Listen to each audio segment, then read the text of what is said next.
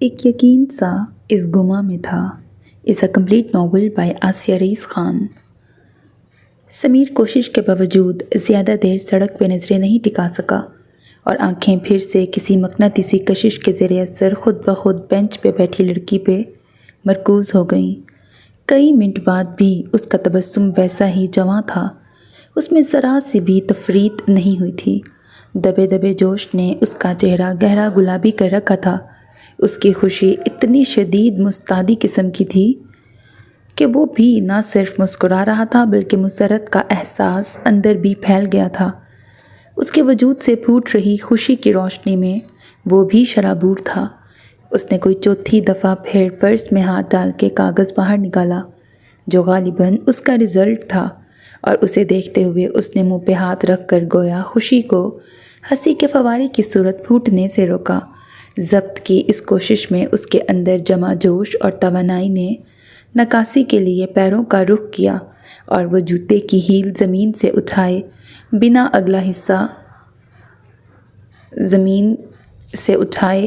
अगला हिस्सा तेज़ी से ऊपर नीचे करने लगी। इस दरारी हरकत से जूते और पक्के फर्श ने साथ मिलकर जो आवाज़ पैदा की उसमें वो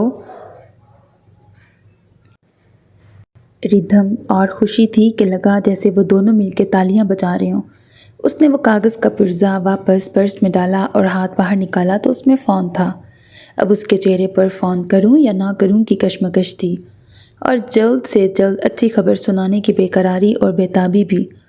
रूबरू खुशखबरी सुनाकर सामे का चेहरा देखना ज़्यादा आइडियल है।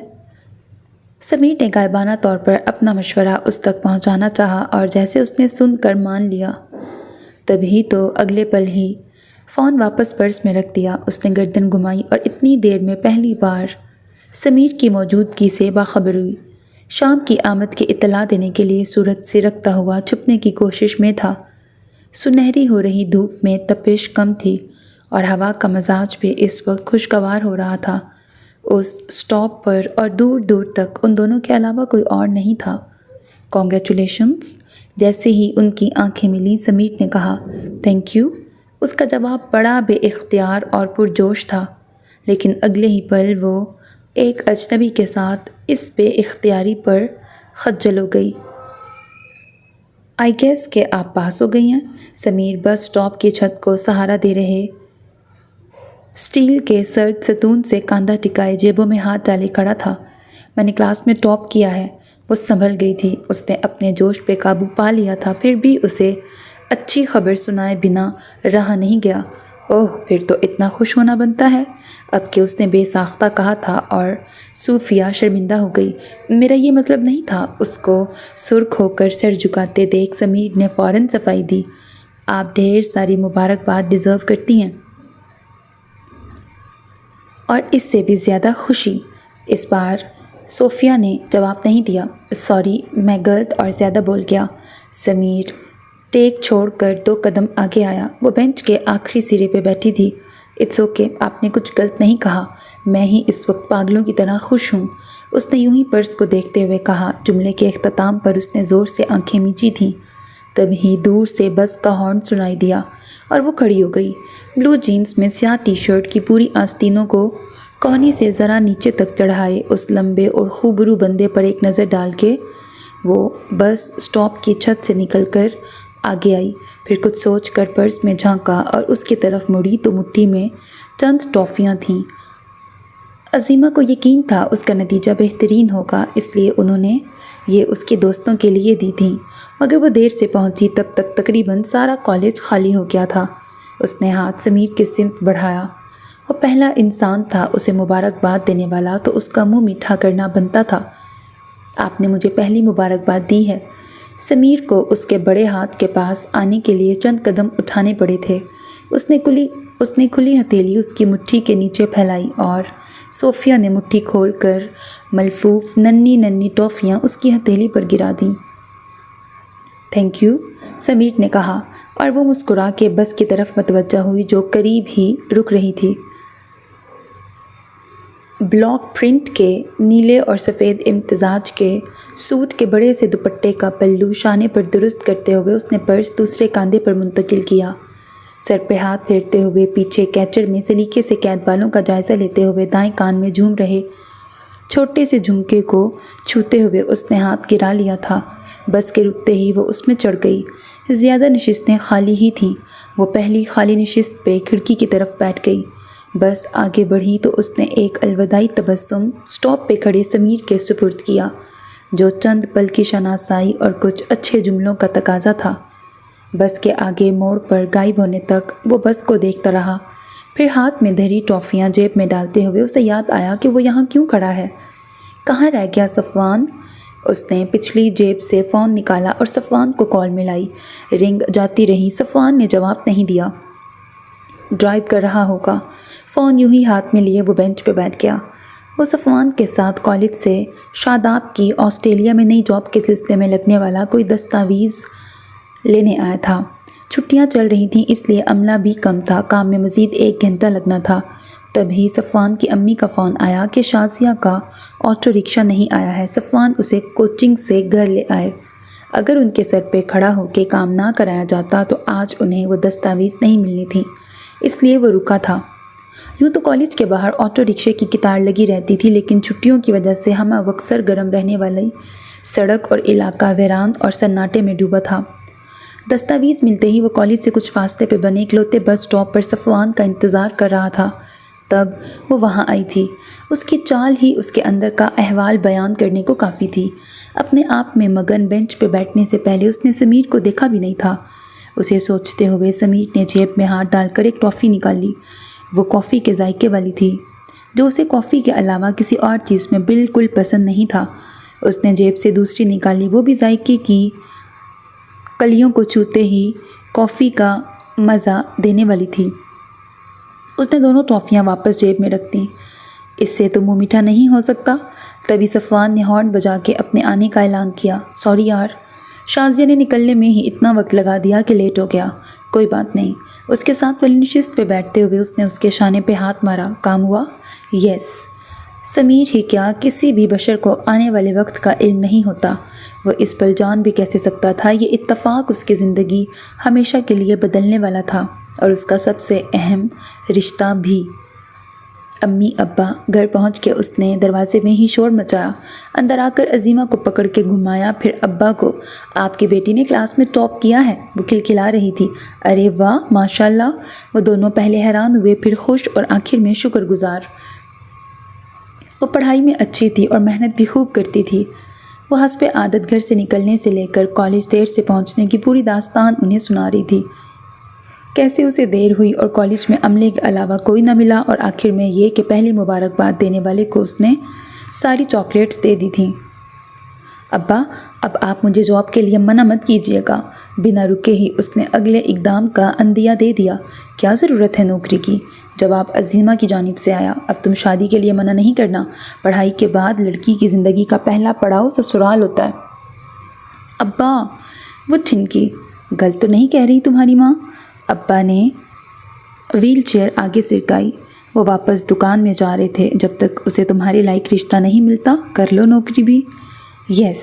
وہ اٹھ کر ان کی کرسی کے پیچھے آئی اور اسے دھکا دینے لگی۔ میں آج سے ہی ڈھونڈنا شروع کرتی ہوں۔ وہ انہیں گھر کے اگلے حصے میں بنی دکان میں لے آئی۔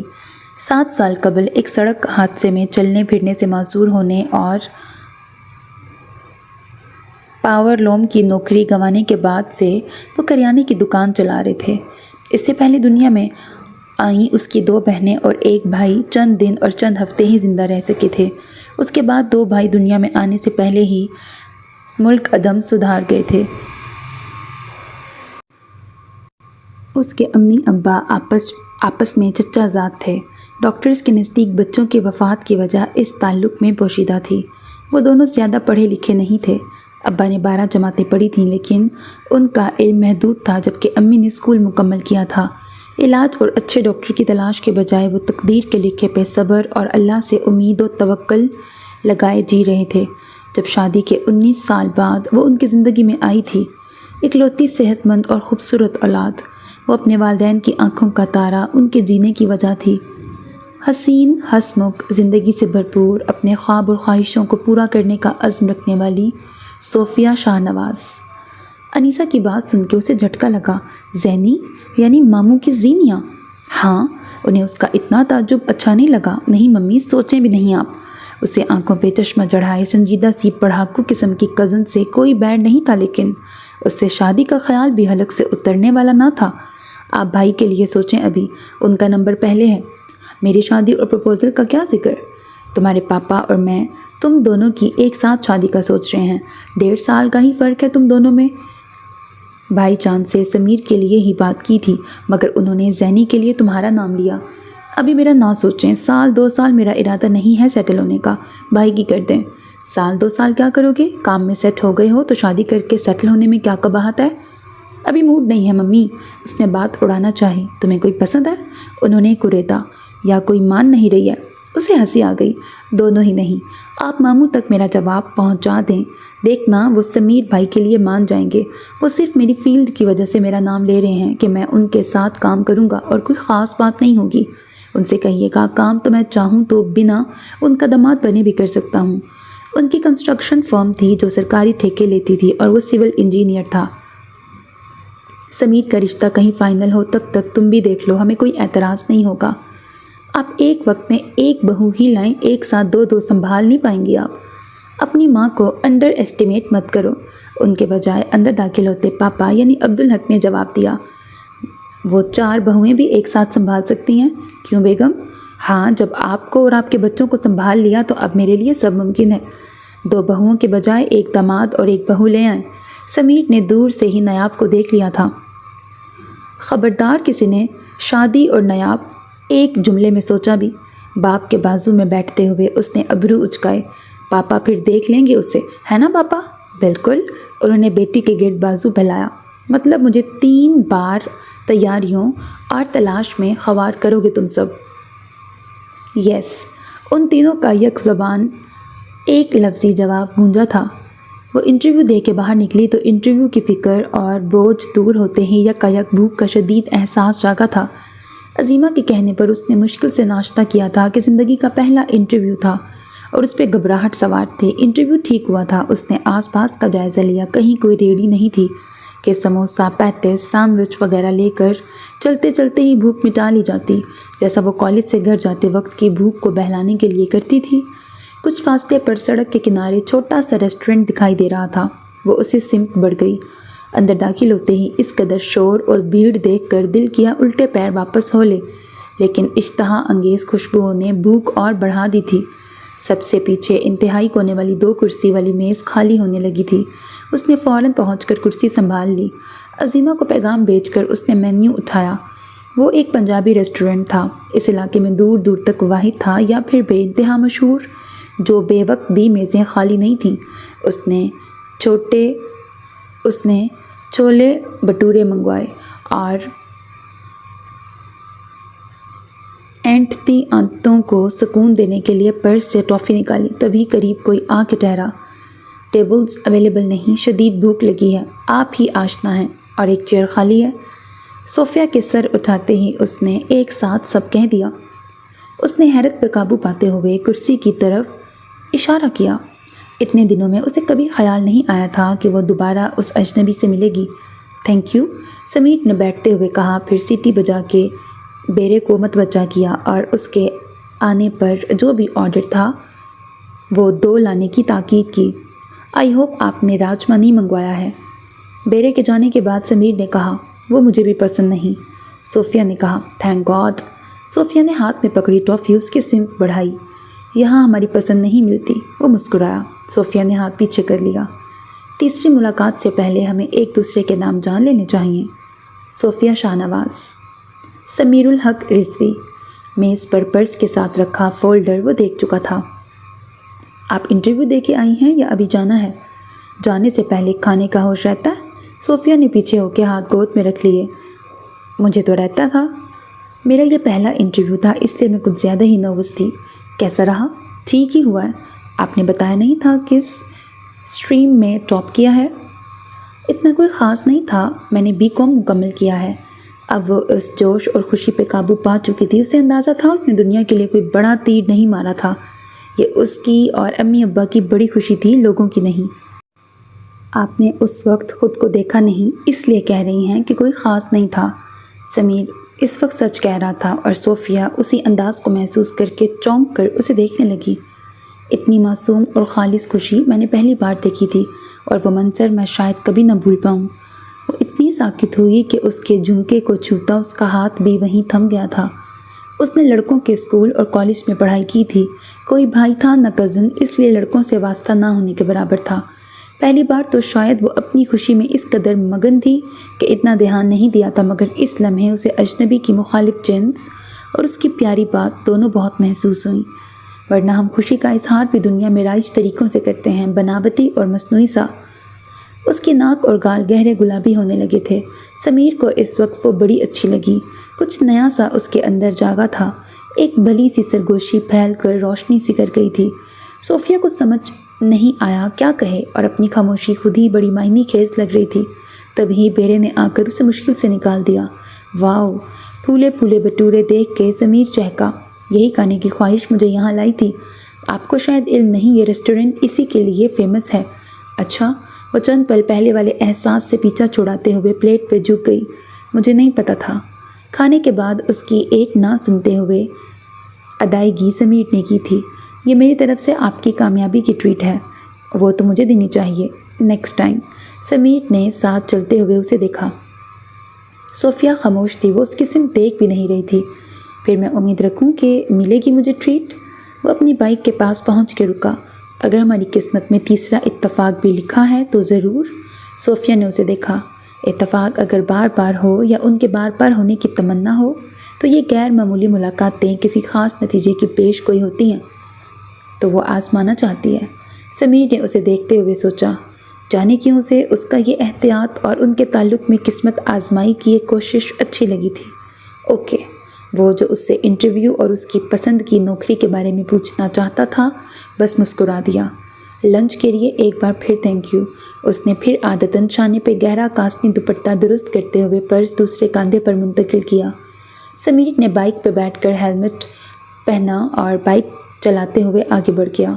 اس کی نظروں سے اوجھل ہونے کے بعد صوفیہ نے رکشہ روکا تھا۔ صفوان کے امی ابا کی شادی کی سالگرہ تھی۔ شازیہ اور نوشین نے کھانے پہ اہتمام کیا تھا اور ایسے ہر اہتمام میں وہ بھی گھر والوں کے ساتھ مدعو ہوتا تھا۔ کھانے کے بعد باقی سب چلے گئے تھے، وہ رکا تھا۔ جب وہ دونوں چھت پہ سگریٹ کے کش لگا رہے تھے اس نے صفوان کو صوفیہ سے دونوں ملاقاتوں کے بارے میں بتا دیا۔ تو کالج گئے تھے، اسی دن کیوں نہیں بتایا؟ تب مجھے کہاں پتہ تھا کہ وہ اتفاق اتنا اہم ثابت ہوگا۔ مطلب تو سیریس ہو رہا ہے اس کے بارے میں؟ ہاں یار، وہ میرے ذہن سے نکلتی ہی نہیں ہے۔ واقعی دنیا عجوبوں سے بھری ہے۔ تو 2 ملاقاتوں میں سیریس ہو گیا؟ ہاں، یہ سیریس کیا ہوتا ہے؟ کچھ اچھا کہہ۔ جیسے خوبصورت احساسات میں وہ گرا تھا، اسے ان کے لیے نام بھی ویسا ہی خوبصورت چاہیے تھا۔ واہ، میں نے کبھی نہیں سوچا تھا کہ تو مجنوں بنے گا۔ صفوان نے تعصب سے سر ہلایا۔ ابھی سے بد دعا تو مت دے، مجنوں کو لیلا ملی نہیں تھی۔ ساری دعائیں تیرے لیے ہیں یار، نوبت آئی تو بگا کے بھی لے آئیں گے، ٹینشن کیوں لیتا ہے؟ صفوان نے اسے آنکھ ماری۔ کچھ اچھا مت کہنا۔ سمیر نے سگریٹ بجھا کے اس کی سمت اچھالی۔ صفوان ہنسنے لگا۔ تیسرا اتفاق نہیں ہوا تو اپنی دوستی کا حق ادا کرنا اور اس کا پتہ ڈھونڈ نکالنا۔ واہ، محبت کریں جناب اور خوار ہوں ہم۔ پھر سے بول۔ بڑا اچھا لگا سن کے، محبت کریں جناب۔ ہاں، اب کے صفوان نے سگریٹ بجھا کے اس کی سمت اچھال دی۔ سیڑھیوں پر کافی کے مگ لیے کھڑی نوشین وہیں سے پلٹ گئی۔ اس کی خاموش محبت اب تک نہ اس کا بھائی سمجھا تھا نہ بھائی کا دوست، اور جو موضوع گفتگو تھا وہ اسے ناگوار گزرا تھا۔ وہ دونوں اسکول سے ساتھ تھے، کالج میں ان کے مضامین الگ تھے کہ انہوں نے مختلف پیشے منتخب کیے تھے۔ صفوان نے بزنس ایڈمنسٹریشن چنا تھا اور سمیر نے سول انجینئرنگ، مگر ان کی دوستی پر اس کا کوئی اثر نہیں پڑا تھا۔ صفوان بینک میں ملازم تھا اور سمیر باپ کا کاروبار چھوڑ کر ایک کنسٹرکشن فرم میں کام کر رہا تھا۔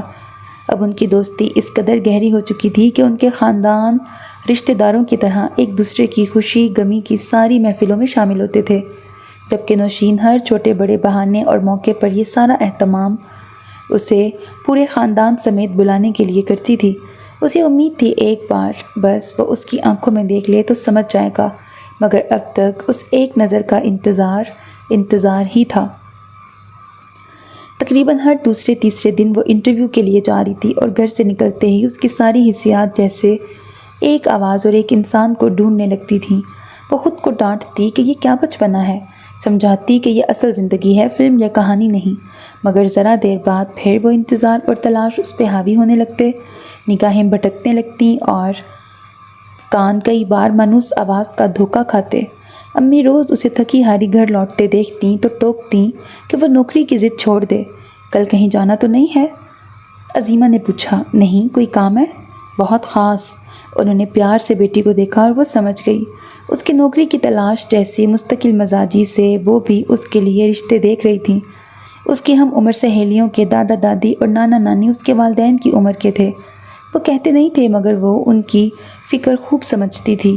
کوئی قریبی سگے رشتے دار بھی نہیں تھے، جو تھے وہ بھی بہار کے دیہاتوں میں بسے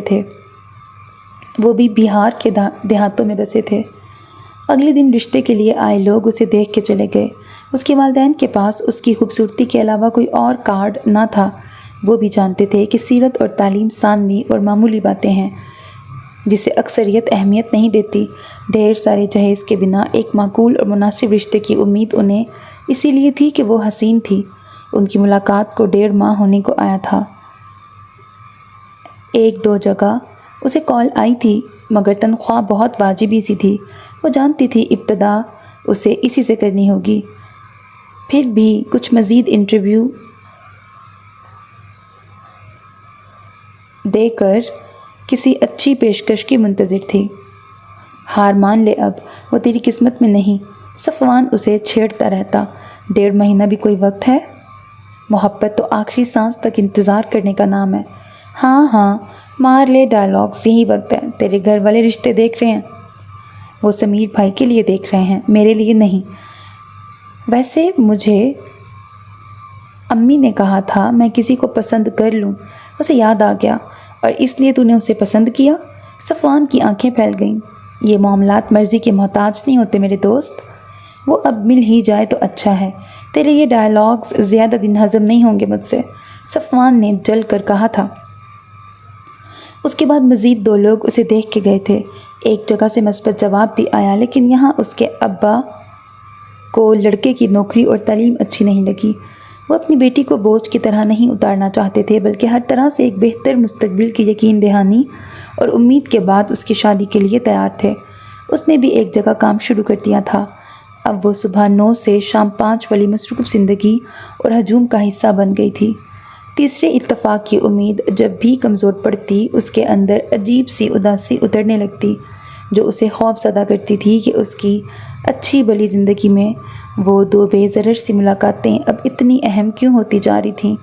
اس وقت تو اس نے اتنی اہمیت نہیں دی تھی انہیں، لیکن اب ہر گزرتے دن کے ساتھ وہ یاد قیمتی سے قیمتی تر ہوتی جا رہی تھی۔ کئی بار وہ بس سٹاپ پر اس سے اپنی گفتگو دل و ذہن میں دہراتی، اور اب وہ اس وقت کو سوچتی تھی جب اس نے سمیر کو وہاں دیکھا نہیں تھا۔ اسے اس کی موجودگی کی خبر دیر سے ہوئی تھی۔ سمیر کی آشنائی عمر میں اس کی آشنائی سے بڑی تھی۔ جانے وہ کب سے بس سٹاپ پہ تھا، اس پر اس کی پہلی نظر کب پڑی تھی، اس وقت وہ کس حال میں تھی، کیا کر رہی تھی؟ اس نے اسے وہاں بیٹھنے کے بعد دیکھا تھا یا چلتے ہوئے یا کالج کے گیٹ پہ؟ اس کے جانے کے بعد بھی وہ کب تک وہاں رکا رہا تھا؟ گھنٹوں اس کے اندر سوال گونجتے رہتے۔ کیا میں نے تیسرے اتفاق پہ چھوڑ کے غلط کیا؟ وہ سوچتی رہتی بنا کسی نتیجے اور جواب کے۔ وہ لفٹ میں داخل ہو کر پیچھے کھڑی ہو گئی تھی۔ نچلی 4 منزلوں پہ رکتے اور لوگوں کو جمع کرتے کرتے لفٹ نیچے پہنچی۔ دروازہ کھلنے کے بعد وہ سب سے آخر میں باہر نکلی۔ دوپٹہ شانے پہ درست کرتے ہوئے اس نے پرس دوسرے کاندھے پہ ڈالا کہ اچانک کوئی اس کے سامنے آیا۔ وہ فوراً نہ رکتی تو ٹکرا جاتی۔ اب تک انٹرویو تو چل نہیں رہے ہوں گے۔ سمیر کی خوشی میں حیرت بھی تھی، اس لیے کنگریچولیشنز، اس نے نوکری کی مبارکباد دی۔ صوفیہ کو اس قدر خوشی کا احساس ہوا تھا کہ وہ اسے چھپانے کی صحیح کرنے لگی۔ وہ میرا آفس ہے، سمیر نے پہلی منزل پر اشارہ کیا، اور پچھلے 25 دن سے میرا آفس 5th فلور پہ ہے۔ اس نے کسی طرح بے قابو ہوتے دل کو سنبھالا۔ واؤ، اتنے قریب لا کر بھی اللہ نے خوب آزمایا ہے۔ سمیر نے سر ہلایا۔ آج وہ دفتر والے حلیے میں تھا، فارمل سیاہ پینٹ اور گرے شرٹ پر کوہنیوں تک چڑھی آستینوں کی بجائے کلائی پر کف بند تھے اور شانے پر آفس بیگ جھول رہا تھا۔ گلے میں اس کا شناختی کارڈ تھا۔ اس کی نظریں صوفیہ سے پل بھر کو ہٹی نہیں تھیں۔ چلیں پھر، کہاں دے رہی ہیں مجھے ٹریٹ؟ وہ سامنے سے ہٹ کر اس کے برابر کھڑا ہو گیا۔ جہاں آپ کہیں۔ کئی دنوں کی بے کلی کی جگہ اس کے اندر کی کلی کلی کھلی پڑی تھی۔ اپنی زبان سے پھسلے فکرے پر وہ بھی حیران تھی۔ وہ دونوں ساتھ چلنے لگے تھے۔ کچھ دیر بعد وہ دفتر کی عمارت کے سامنے والے پلازا کے کیفے کافی ڈے میں بیٹھے تھے۔ آپ کا پتہ نہیں، لیکن میں نے اس دوران اس تیسرے اتفاق کو بہت مس کیا۔ سمیر کی بات پر وہ سر جھکا کر مسکرائی۔ اور آپ کو بھی۔ جملہ پورا ہوتے ہی اس کی پلکیں لرز گئی تھیں۔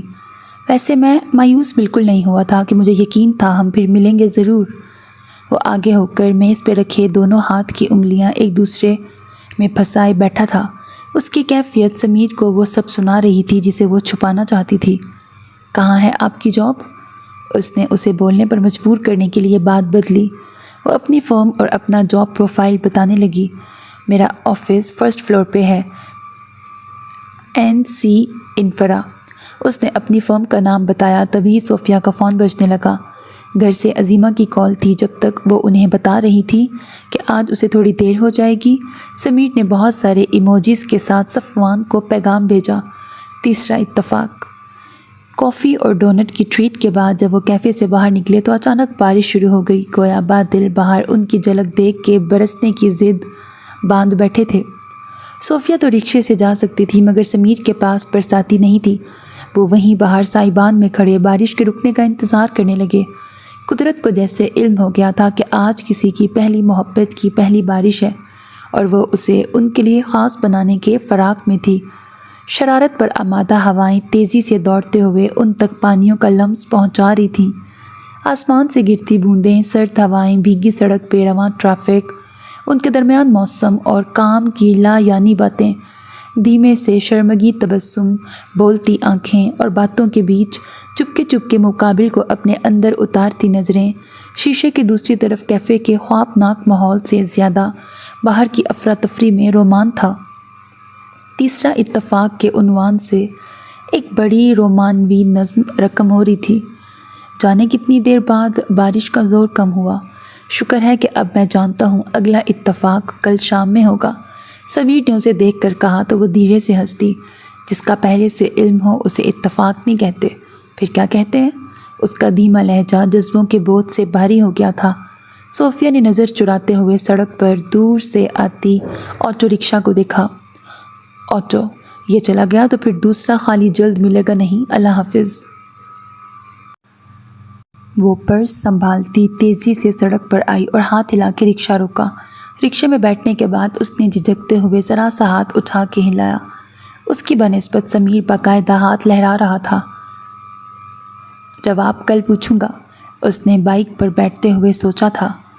پھر ہر شام وہ لفٹ کے باہر لابی میں اسے اپنا منتظر ملتا۔ دونوں ساتھ چلتے چلتے کچھ دیر بعد رک کر کسی کیفے یا ریسٹورنٹ میں چائے یا کافی پیتے اور پھر اپنی راہ ہو لیتے۔ ان ملاقاتوں میں بے ضرر اور عام سی باتوں سے زیادہ معنی نگاہوں اور مسکراہٹوں میں ہوتے تھے۔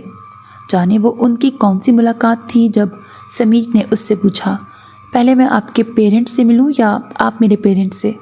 ہاں؟ وہ دو پل کو حولناک بنی اسے دیکھے گئی، پھر سمجھتے ہی اس کی گلابی رنگت گہری ہونے لگی۔ آپ تو پہل کریں گی نہیں، اس لیے میں نے ہی پوچھ لیا۔ آپ نے مائنڈ تو نہیں کیا؟ وہ کچھ شوق سا اسے بولنے پر مائل کر رہا تھا یا چھیڑ رہا تھا، وہ سمجھ نہ سکی۔ وہ سر جھکائے گود میں دھرے ہاتھ سختی سے ایک دوسرے میں پھنسائے تھی۔ زندگی اتنی تیزی سے اور اس کی پسند کے مطابق آگے بڑھ رہی تھی کہ اس پل اسے اپنی ہی نظر لگ جانے کا خوف لاحق ہوا تھا۔ صوفیہ، اس نے پکارا، سب کچھ بہت تیزی سے نہیں ہو رہا؟ اس نے آہستگی سے سر اٹھایا۔ نہیں۔ وہ میز پہ ہاتھ رکھتے ہوئے آگے آیا۔ سب کچھ بہت سلو ہے، ورنہ میں اس وقت پورے استحقاق سے آپ کا ہاتھ پکڑ کر بائک پر اپنے ساتھ لانگ ڈرائیو پر لے جاتا اور واپسی پر آپ میرے ساتھ میرے گھر جاتی۔ صوفیہ سرخ چہرہ پھر جھکا گئی۔ سمیر کے الفاظ اس کا تصور بننے لگے تھے۔ سنڈے کو آپ امی ابا سے مل لیجئے۔ کچھ دیر سوچنے کے بعد اس نے کہا، اوکے، وہ بڑے انداز سے مسکرایا اور اس کے بعد اپنے گھر لے جانے کے لیے میں نیکسٹ سنڈے تک ویٹ نہیں کروں گا، وہ اسے سلو کے معنی سمجھا رہا تھا۔ گھر آ کر اس نے شرماتے جھجکتے ہوئے پہلے عظیمہ سے بات کی، پھر انہوں نے اس کے سامنے ابا سے۔ وہ سر جھکائے بیٹھی رہی تھی۔ ضرور بیٹا، جب بھی مناسب سمجھو لے آؤ اسے گھر، ابا نے اس کے سر پہ ہاتھ رکھ کر کہا تو وہ مسکرا کر انہیں دیکھنے لگی۔ اتنا تو اسے یقین تھا کہ اسے گھر میں کسی مزاحمت کا سامنا نہیں کرنا پڑے گا۔ آپ کو مایوسی نہیں ہوگی ابا؟ اس نے گھر لانے سے پہلے سمیر کو اپنے گھر اور ابا کے متعلق کچھ نہیں بتایا تھا۔ وہ اس کا پہلا اصل اور حقیقی رد عمل دیکھنا چاہتی تھی۔ وہ پور محبت میں ڈوبی ضرور تھی، مگر اس کے لیے محبت سے پہلے اپنی خودداری اور والدین کی اہمیت تھی۔ کوئی اسے اس کے اصل حالات کے ساتھ قبول کرنے میں متعامل ہوگا تو اسے بھی اس کی دنیا سے اپنا رشتہ جوڑنے سے پہلے سوچنا پڑے گا۔ سفید پوش علاقے کی گلیوں سے گزر کر جب اس کی بائک گوگل میپ پہ نظر آ رہی سرخ پین پر رکی تو وہ ایک دکان تھی۔ گلے پہ بیٹھے شخص کی ویل چیئر اور صورت کی مشابہت اس نے بیک وقت نوٹ کی تھی۔ وہ ان سے بڑی تعظیم اور انکساری سے ملا۔ وہ سارا وقت بے آرامی کے تاثر اور ناگواری کی لکیروں کے لیے اس کی پیشانی پر نظریں جمائے رہی تھی، مگر اسے وہ وہاں خندہ پیشانی سے پیش آتا سمیر ہی ملا۔ ابا کے ساتھ اس نے اتنی باتیں کی کہ کھانے کا وقت ہو گیا۔ اس نے نیچے دری پر بچھے دسترخوان پر ان تینوں کے ساتھ آلو گوشت اور دوپہر کی بھنڈی کھائی۔ امی ابا دونوں اس سے مل کے خوش ہوئے تھے، لیکن رات سونے سے پہلے امی نے آہستہ سے ابا سے کہا، سمیر تو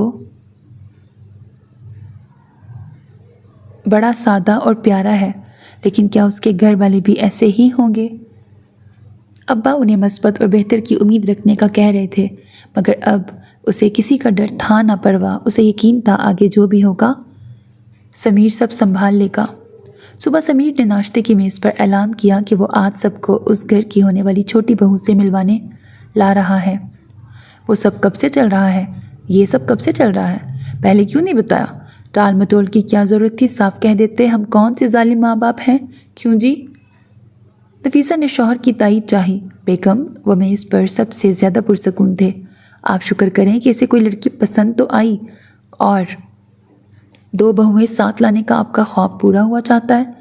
نام کیا ہے بھائی؟ کہاں ملے آپ ان سے؟ نایاب کی خوشی اور جوش دید نہیں تھا۔ شام میں خود ہی پوچھ لینا۔ بھائی، آج آپ کی کار میں لے جا رہا ہوں، اس نے سمیر کو مخاطب کیا۔ Good luck. سمیر نے مسکرا کے چابی اس کی سمت اچھالی۔ تھینک یو، اس نے چابی مٹھی میں بند کرتے ہوئے کہا۔ صوفیہ گھبرائی شرمائی سی اس کے ساتھ گھر آئی تھی۔ ان کے درمیان ابھی اتنی بے تکلفی نہیں تھی کہ وہ اس ملاقات کو پہلے سے ڈسکس کرتے یا کچھ منصوبہ بناتے۔ اس کا اظہار صوفیہ کی باتوں سے بخوبی ہو رہا تھا، اور ان کے تعلق کا یہ کچا پن نفیسہ کو اچھا لگا تھا۔ وہ شرمیلی تھی لیکن اعتماد اور احترام سے بات کرتی تھی۔ اس کے انداز بے باک نہیں تھے، خوبصورت تو وہ تھی ہی، لہٰذا اس شعبے میں رد ہونے کا سوال ہی نہیں تھا۔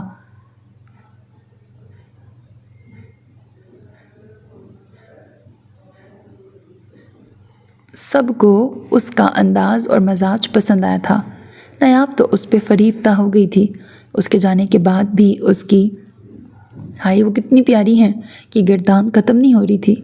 صوفیہ سے ملانے اور سب کی جانب سے اس کے لیے پسندیدگی کی سند وصول کر لینے کے بعد اس نے انہیں دونوں خاندان کے طبقاتی فرق سے آگاہ کیا۔ شاہ نواز کی معذوری، ان کا ذریعہ معاش اور عظیمہ کی واجبی تعلیم، یہ سب ان کے لیے معمولی باتیں نہیں تھیں جو نظر انداز کر دی جاتیں۔ نفیسہ کو زیادہ فکر سارے خاندان میں سبکی کی تھی۔ یہ ان سب کے لیے اہم اور باعث تشویش تھا، لیکن وہ اسے فوری ہاں یا نہ بھی نہیں کہہ سکتے تھے۔ اس نے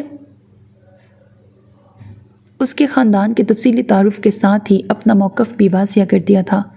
اس نے صوفیہ نہیں تو کوئی نہیں کہا تھا، بلکہ صرف اور صرف صوفیہ کہا تھا۔ گھر میں طویل گفتگو اور عبدالحق کے دلائل اور مشوروں کے بعد زینیہ، نمیر اور اس کی اور صوفیہ کی شادی ایک ساتھ کرنے کا فیصلہ ہو گیا۔ سب کے لیے زینیہ، سمیر اور اس کی اور صوفیہ کی شادی ایک ساتھ کرنے کا فیصلہ ہو گیا۔ سب کے لیے سمیر کی خوشی اول تھی اور ان سب کو صوفیہ پسند بھی آئی تھی، دیگر مسائل اور باتیں اتنے اہم نہیں تھیں۔ اگلا مرحلہ دونوں کے والدین کی ملاقات اور باقی معاملات طے کرنا تھے۔ اگلے دن نفیسہ اور عبدالحق کی صوفیہ کے والدین سے ملاقات ہونا تھی۔ وہ صوفیہ کے گھر جانے والے تھے۔ آج بھی وہ دفتر کار سے آیا تھا۔ مجھے یہ سب بہت ان ریئل خواب سا لگ رہا ہے۔ سمیر نے جب اسے بتایا کہ وہ کل ہی شادی کی تاریخ بھی طے کر لیں گے تو وہ عادتاً شرمانے گھبرانے کے بجائے سنجیدہ ہو گئی۔ اٹس نارمل، ایسے موقعوں پر ایسی فیلنگز آتی ہیں۔ وہ اس کی کیفیت سمجھ رہا تھا۔ اس کا یہ مطلب ہرگز نہیں کہ مجھے ان موقعوں کا ایکسپیرینس ہے۔ اس کی صفائی پر وہ دھیرے سے مسکرائی۔ صوفی، تمہیں پانے کا خواب دیکھنے میں وقت گنوانے کے بجائے میں نے پہلے ہی تعبیر کا راستہ بنایا ہے۔ یہ سچ تھا، اس نے ذرا سا بھی وقت برباد نہیں کیا تھا۔ اس کی جلد بازی کے باوجود گھر والوں نے اسے تھوڑا وقت لو یا کچھ اور سوچ لو کا مشورہ نہیں دیا تھا، کیونکہ اس کی محبت کا انداز جنونی قسم کا نہیں تھا۔ اس کی باتوں پر وقتی کشش اور بے قراری کا شبہ نہیں ہوتا تھا، جبکہ اس کے ارادے سنجیدگی اور ایمانداری کا خاصا محسوس ہوتے تھے۔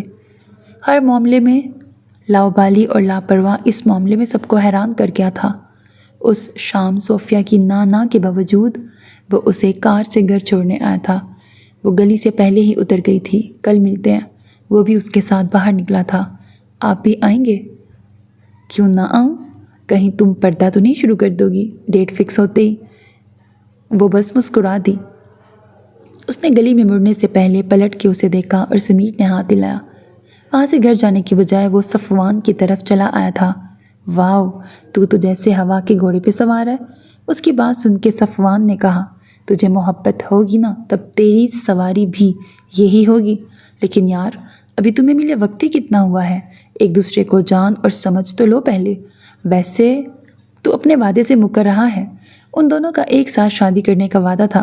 جاننے اور سمجھنے کے لیے ہی تو شادی کر رہا ہوں، اور وعدہ خلافی کی تو جو سزا دے گا منظور۔ ویسے تو کوشش تو کر، شادی اب بھی ساتھ میں ہو سکتی ہے۔ اس کے پاس آج سارے جواب تھے۔ اتنے کم وقت میں تو ممی کو کوئی لڑکی پسند نہیں آئے گی، صفوان نے افسوس سے کہا۔ ہاں، اور صوفی کی کوئی بہن بھی نہیں ہے؟ سمیر کا لہجہ اس سے زیادہ افسوسناک تھا۔ تو انگیجمنٹ کر لے ابھی اور شادی میرے ساتھ کرنا۔ سوری بھائی۔ سمیر کی بے مروتی پر صفوان کا منہ کھلا کا کھلا رہ گیا۔ تو شادی سے پہلے ہی بدل گیا۔ اس نے شرم دلانی چاہی مگر وہ ڈھیٹ بنا مسکراتا رہا۔ اسے ماموں جان نے ملنے بلایا تھا، اس لیے اٹھنا پڑا، ورنہ وہ جانے کب تک بحث کرتے رہتے۔ جب وہ صفوان کے کمرے سے نکلا تو اس نے نوشین کو راہداری کے سرے پہ غائب ہوتے دیکھا تھا۔ اس نے شاید ان دونوں کی تمام باتیں سن لی تھیں۔ ماموں جان نے اسے اپنے ساتھ کام کرنے کی دعوت دینے بلایا تھا۔ وہ گورنمنٹ کانٹریکٹر تھے اور چاہتے تھے وہ ان کی فرم میں کام کرے، لیکن اسے اپنی الگ پہچان اور مقام بنانے کی دھن نے تو باپ اور بھائی کے ساتھ کام کرنے سے روکے رکھا تھا، تو پھر وہ ان کے ساتھ کیسے شامل ہو جاتا؟ اگلا دن جس کا اسے بے صبری سے انتظار تھا، وہ اس کی زندگی کا تاریک ترین اور بدترین دن بن کے طلوع ہوا تھا۔ تحائف اور لوازمات کے ساتھ جب وہ صوفیہ کے گھر پہنچے تو وہاں دروازے پر قفل لگا تھا۔ پڑوسی لا علم تھے کہ وہ کب اور کہاں گئے ہیں۔ صوفیہ کا فون بند آ رہا تھا۔ پڑوسیوں سے اس کے والدین کے فون نمبر لے کے انہیں کال لگائی گئی تو وہ بھی بند تھے۔ سمیر کو یقین نہیں آ رہا تھا، اسے یہ عجیب صورتحال سمجھ میں نہیں آ رہی تھی۔ ایسا کیسے ہو سکتا تھا؟ کچھ گھنٹے پہلے وہ اسے گلی تک چھوڑنے آیا تھا۔ آخری بار اس نے صفوان کے گھر جانے سے پہلے اسے پیغام بھیجا تھا۔ صوفیہ نے فوراً اس کا جواب دیا تھا۔ رات سونے سے پہلے کیا میسج اس نے ابھی تک دیکھا نہیں تھا۔ اسے لگا کہ وہ آج کی تیاریوں میں مصروف ہوگی، اس لیے فون کی طرف دھیان نہیں ہوگا۔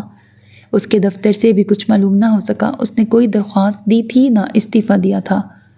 وہ صفوان کے ساتھ کسی سراغ اور خبر کی تلاش میں شہر بھر میں بھٹکتا رہا، لیکن سب بے سود ثابت ہوا تھا۔ وہ اس کی باتیں یاد کرتا کہ اس سے کوئی صلہ مل سکے، مگر ایسا بھی کچھ نہ ملا۔ گھر والے اس گمشدگی سے زیادہ اس کی حالت دیکھ کے پریشان تھے۔ ماموں نے، عبدالحق نے اپنے اپنے طریقے سے پتہ کرنے کی کوشش کی۔ اس نے پولیس اسٹیشن کے چکر لگائے، اخباروں میں حادثے کی خبروں کو دیکھتا رہا، مگر سب جگہ ناکامی ملی۔ کیوں کا جواب اسے مل نہیں رہا تھا۔ اتنا بڑا اور اہم سوال تھا کہ زندگی بس اسی کے گرد گھوم رہی تھی۔ اس نے ایسا کوئی اشارہ دیا تھا، نہ ان کے درمیان ہی کوئی مسئلہ یا ایسی بات ہوئی تھی۔ پھر ایسا کیا تھا کہ وہ غائب ہو گئی تھی؟ کوئی نشانی، کوئی سراغ نہیں چھوڑا تھا اپنا۔ بیٹا جو خود ملنا نہیں چاہتا اسے ڈھونڈنا ناممکن ہو جاتا ہے، عبدالحق اسے سمجھاتے۔ اور یہی سوال تو سب سے بڑا تھا کہ وہ کیوں ملنا نہیں چاہتی؟ ایسا کیا راز تھا کہ اسے بتانے کے بجائے وہ ہمیشہ کے لیے چلی گئی؟ وہ بھی خوش تھی، اسے بھی محبت تھی، پھر ایک رات یا چند گھنٹوں میں ایسا کیا ہو گیا تھا کہ وہ اب لاپتہ تھی۔ انیسہ کو لگتا کہ اس کی فیملی کے بارے میں اس کے پاس بہت کم معلومات تھیں، اور کیا پتہ اس کم معلومات کے پیچھے کوئی وجہ ہو۔ ان کے جانے کا تعلق ان کی اپنی زندگی سے ہو، سمیر سے نہیں۔ مگر سمیر کو یہ بات درست نہیں لگتی تھی۔ وہ لوگ صوفیہ کے بچپن سے اسی محلے میں، اسی گھر میں رہ رہے تھے۔ ایسا نہیں تھا کہ وہ چند سال پہلے وہاں آئے تھے، اس شہر میں وہ نئے نہیں تھے۔ اس کے ابا نے خود اسے بتایا تھا کہ وہ نوجوانی میں یہاں آئے تھے۔ انہوں نے اسے پاور لوم کے مالک کا نام بھی بتایا تھا، جنہوں نے سمیر کے ملنے پر تصدیق کر دی تھی کہ ان کے یہاں 30 سال پہلے کام پر لگے تھے۔ اس سے پہلے وہ کوئی اور کام کرتے تھے۔ ان کے یہاں پڑوسیوں سے ان کے تعلقات اچھے تھے۔ وہ سب بھی اس اچانک گمشدگی اور تینوں کے فون بند ہونے پر حیران تھے۔ ان کے آبائی وطن کا نام کوئی نہیں جانتا تھا، سب کو بس اتنا معلوم تھا کہ وہ بہار میں پٹنہ کے قریب کسی گاؤں سے تھے۔ انہوں نے اسے بھی یہی بتایا تھا۔ صفوان بینک میں کام کرتا تھا۔ اس نے بڑی مشکلوں سے اپنے تعلقات استعمال کرتے ہوئے صوفیہ کے سیلری اکاؤنٹ کی تفصیل اور ٹرانزیکشن ہسٹری حاصل کی، مگر وہ اکاؤنٹ بھی اس کے جانے کے ایک ہفتے بعد سے بند تھا۔ سمیر کی زندگی اب صوفیہ کی تلاش کے سوا کچھ نہ رہی تھی۔ 6 سال سے زیادہ کا وقت گزر گیا تھا۔ سمیر اور زینیا کی شادی ہو گئی تھی۔ ان کا 3 سال کا بیٹا تھا۔ 2 سال پہلے صفوان کی شادی خالہ زاد سے ہوئی تھی۔ اس کا بیٹا چند ماہ کا تھا۔ نوشین کالج میں لیکچرار تھی اور نایاب یونیورسٹی میں تھی۔ اس دوران صفوان کے والدین نے نوشین اور سمیر کے رشتے کی بات چھیڑی تھی، جسے سمیر نے سنتے ہی رد کر دیا تھا۔ صفوان اس بات پر کئی دن تک اپنے والدین پر غصہ اور اس سے شرمندہ تھا۔ وہ دوست کا حال دل اس دنیا میں سب سے بہتر جانتا تھا۔ وہی تو سمیر کی تلاش میں اس کے شانہ بشانہ شامل تھا۔ اس کے بعد نوشین نے جس طرح رشتوں اور شادی سے انکار کیا، سب اس کی سمیر میں دلچسپی سے آگاہ ہو گئے تھے۔ صوفیہ کی تلاش اور انتظار ہنوز جاری تھا۔ 6 سالوں سے وہی سوال تھے، وہی سوچیں تھیں اور وہی اندیشے اور فکریں۔ کیلنڈر بدلے تھے مگر اس کے لیے کوئی تبدیلی نہیں آئی تھی۔ جس دن وہ گم ہوئی تھی اس کے لیے سب کچھ آج بھی اس دن جیسا ہی تھا۔ خود کو مصروف رکھنے کی تگ و دو میں چند کورسز کرنے کے بعد اس نے پرانی نوکری چھوڑ دی تھی۔ اب وہ ماموں جان کے ساتھ کام کرتا تھا۔ وہ ان کی فرم میں بطور اسپیشل کنسلٹنٹ اپنے فرائض انجام دے رہا تھا، جسے اپنی خدمات دینے کے لیے اکثر شہروں گھومنا پڑتا تھا، اور یہی کشش اسے اس نوکری تک لائی تھی کہ کبھی تو کسی شکل میں وہ اسے مل جائے گی۔ وہ جلد ہی صفوان کے ساتھ مل کر اپنی الگ فرم کی بنیاد رکھنے کا ارادہ رکھتا تھا۔ سرسری ذکر ہمیشہ ہوتا تھا مگر آج اسے سنجیدگی سے منصوبے کے ساتھ کہا تھا۔ سنگاپور سے واپسی کے بعد ضرور اس پہ سنجیدگی سے غور کرتے ہیں، بلکہ پورا پلان کرتے ہیں۔ صفوان بالآخر مان گیا تھا۔ وہ بھی بینک کی نوکری چھوڑ کر کارپوریٹ جاب کر رہا تھا اور آج دفتر کی جانب سے کسی کام کے لیے شام میں سنگاپور جا رہا تھا۔ بھائی، باہر سے آئی نوشین نے اسے آواز دی۔ باہر کوئی آپ کا پوچھ رہا ہے۔ وہ یونیورسٹی سے لوٹی تھی، تھکی سی سبز ساڑی میں۔ وہ بردبار، پروقار اور اپنی عمر سے بڑی لگ رہی تھی۔ کیسی چل رہی ہے جاب؟ صفوان باہر گیا تو اس نے پوچھا۔ اللہ کا کرم ہے۔ بھائی نے بتایا تھا آپ نے بھی زینی بھابھی کے ڈیڈ کی فرم جوائن کر لی ہے؟ ہاں، اسے تو کافی وقت ہو گیا ہے۔ وہ مسکرایا۔ ہم بھی شاید کافی وقت بعد ملے ہیں۔ وہ بھی سوگواری سے مسکرائی۔ اس کا صفوان کے یہاں آنا جانا پہلے جیسا ہی تھا، لیکن اس کی شادی کے بعد اندر کمرے کے بجائے ان کی محفل اب ڈرائنگ روم میں جمتی تھی، اس لیے اکثر کسی سے سامنا نہیں ہوتا تھا، صرف اسی سے ملاقات ہوتی جو ڈرائنگ روم یا لان میں آتا، اور وہ اس کی موجودگی میں ادھر آنے سے کتراتی تھی۔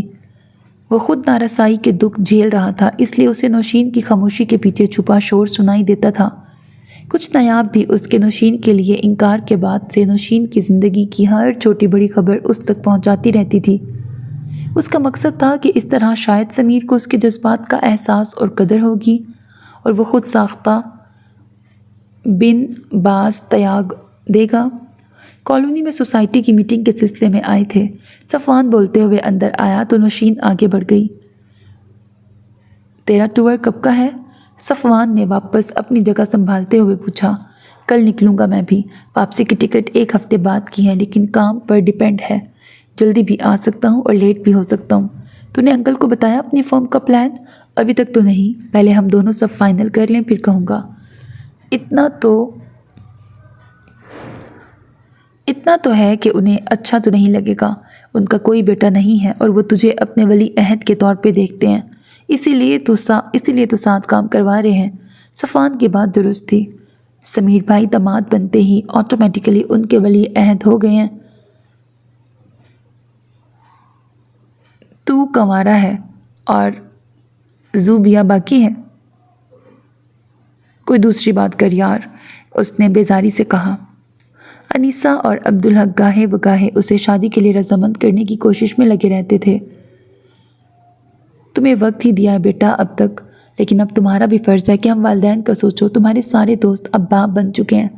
नफीसा पिछले 10 मिनट से मुसलसल बोल रही थी। वो उसकी इस मौजू पर खामोशी से आजिज़ आ चुकी थी। 6 साल कम नहीं होते। सब जगह तो तुमने ढूंढ लिया, अब तुम्हें उसके इंतज़ार में सारी उम्र तो गंवारा नहीं रख सकते हम। नौशीन प्यारी बच्ची है और अब ये बात किसी से छुपी भी नहीं है कि वो तुम्हें पसंद करती है। ये बात तो उसे और भी अफसुर्दा करती थी। जब खुद जुदाई का दुख झेला तो उसे नौशीन की आंखों की अबारत भी पढ़ना आ गई थी। भाईजान ने भी कहा है कि जीनिया ना सही, तुम अब ज़ूबिया के लिए सोच लो। वो कितना पसंद करते हैं तुम्हें। सारे भांजे भतीजों में तुम उनके लिए सबसे ख़ास हो। उन्हीं का ख्याल कर लो।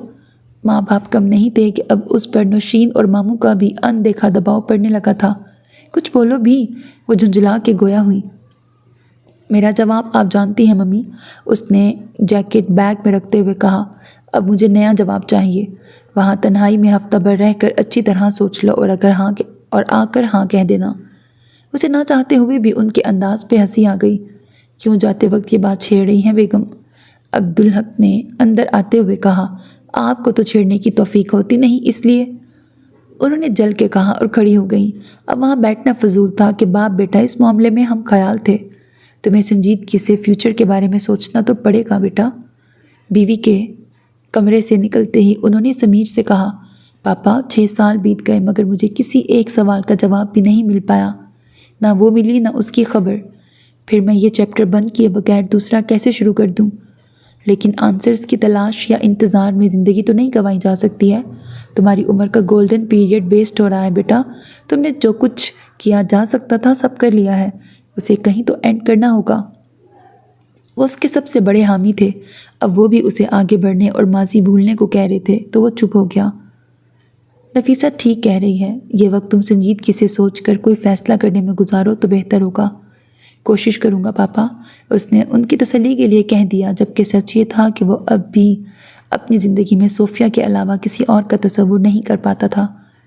मेरे इख्तियार में हो तो मैं रहने के लिए ऐसी जगह का इंतखाब करूं जहां इंसानों और गाड़ियों का शोर ना हो, जहां सरसराती हवाएं और झूमते दरख्त, हिलते पत्ते और परिंदों की आवाज़ें सुनाई देती हों।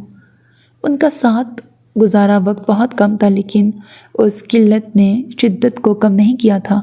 6 साल 3 माह 2 हफ्ते और 4 दिन हो गए थे उसे गुम हुए, मगर उसे उनके दरमियान हुई सारी बातें आज भी याद थीं।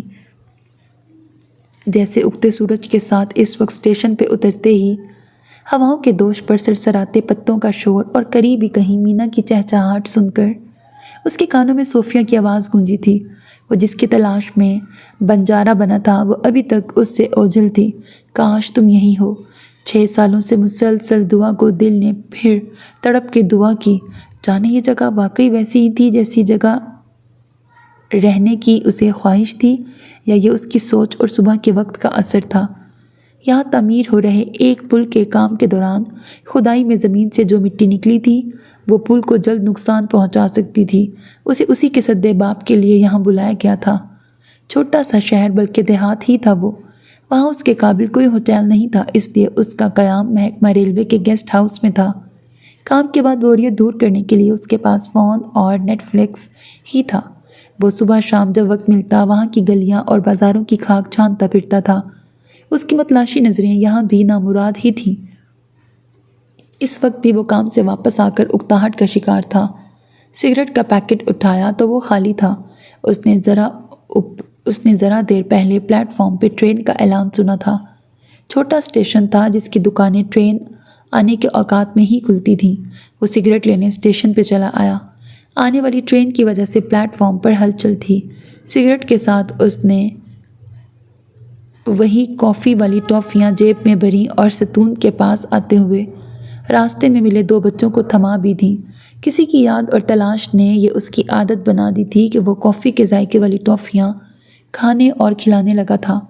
سگریٹ جلا کر وہیں ستون سے ٹک کر کش لیتے ہوئے وہ دلچسپی سے مسافروں کو دیکھ رہا تھا کہ اچانک اس کی تلاش ختم ہو گئی۔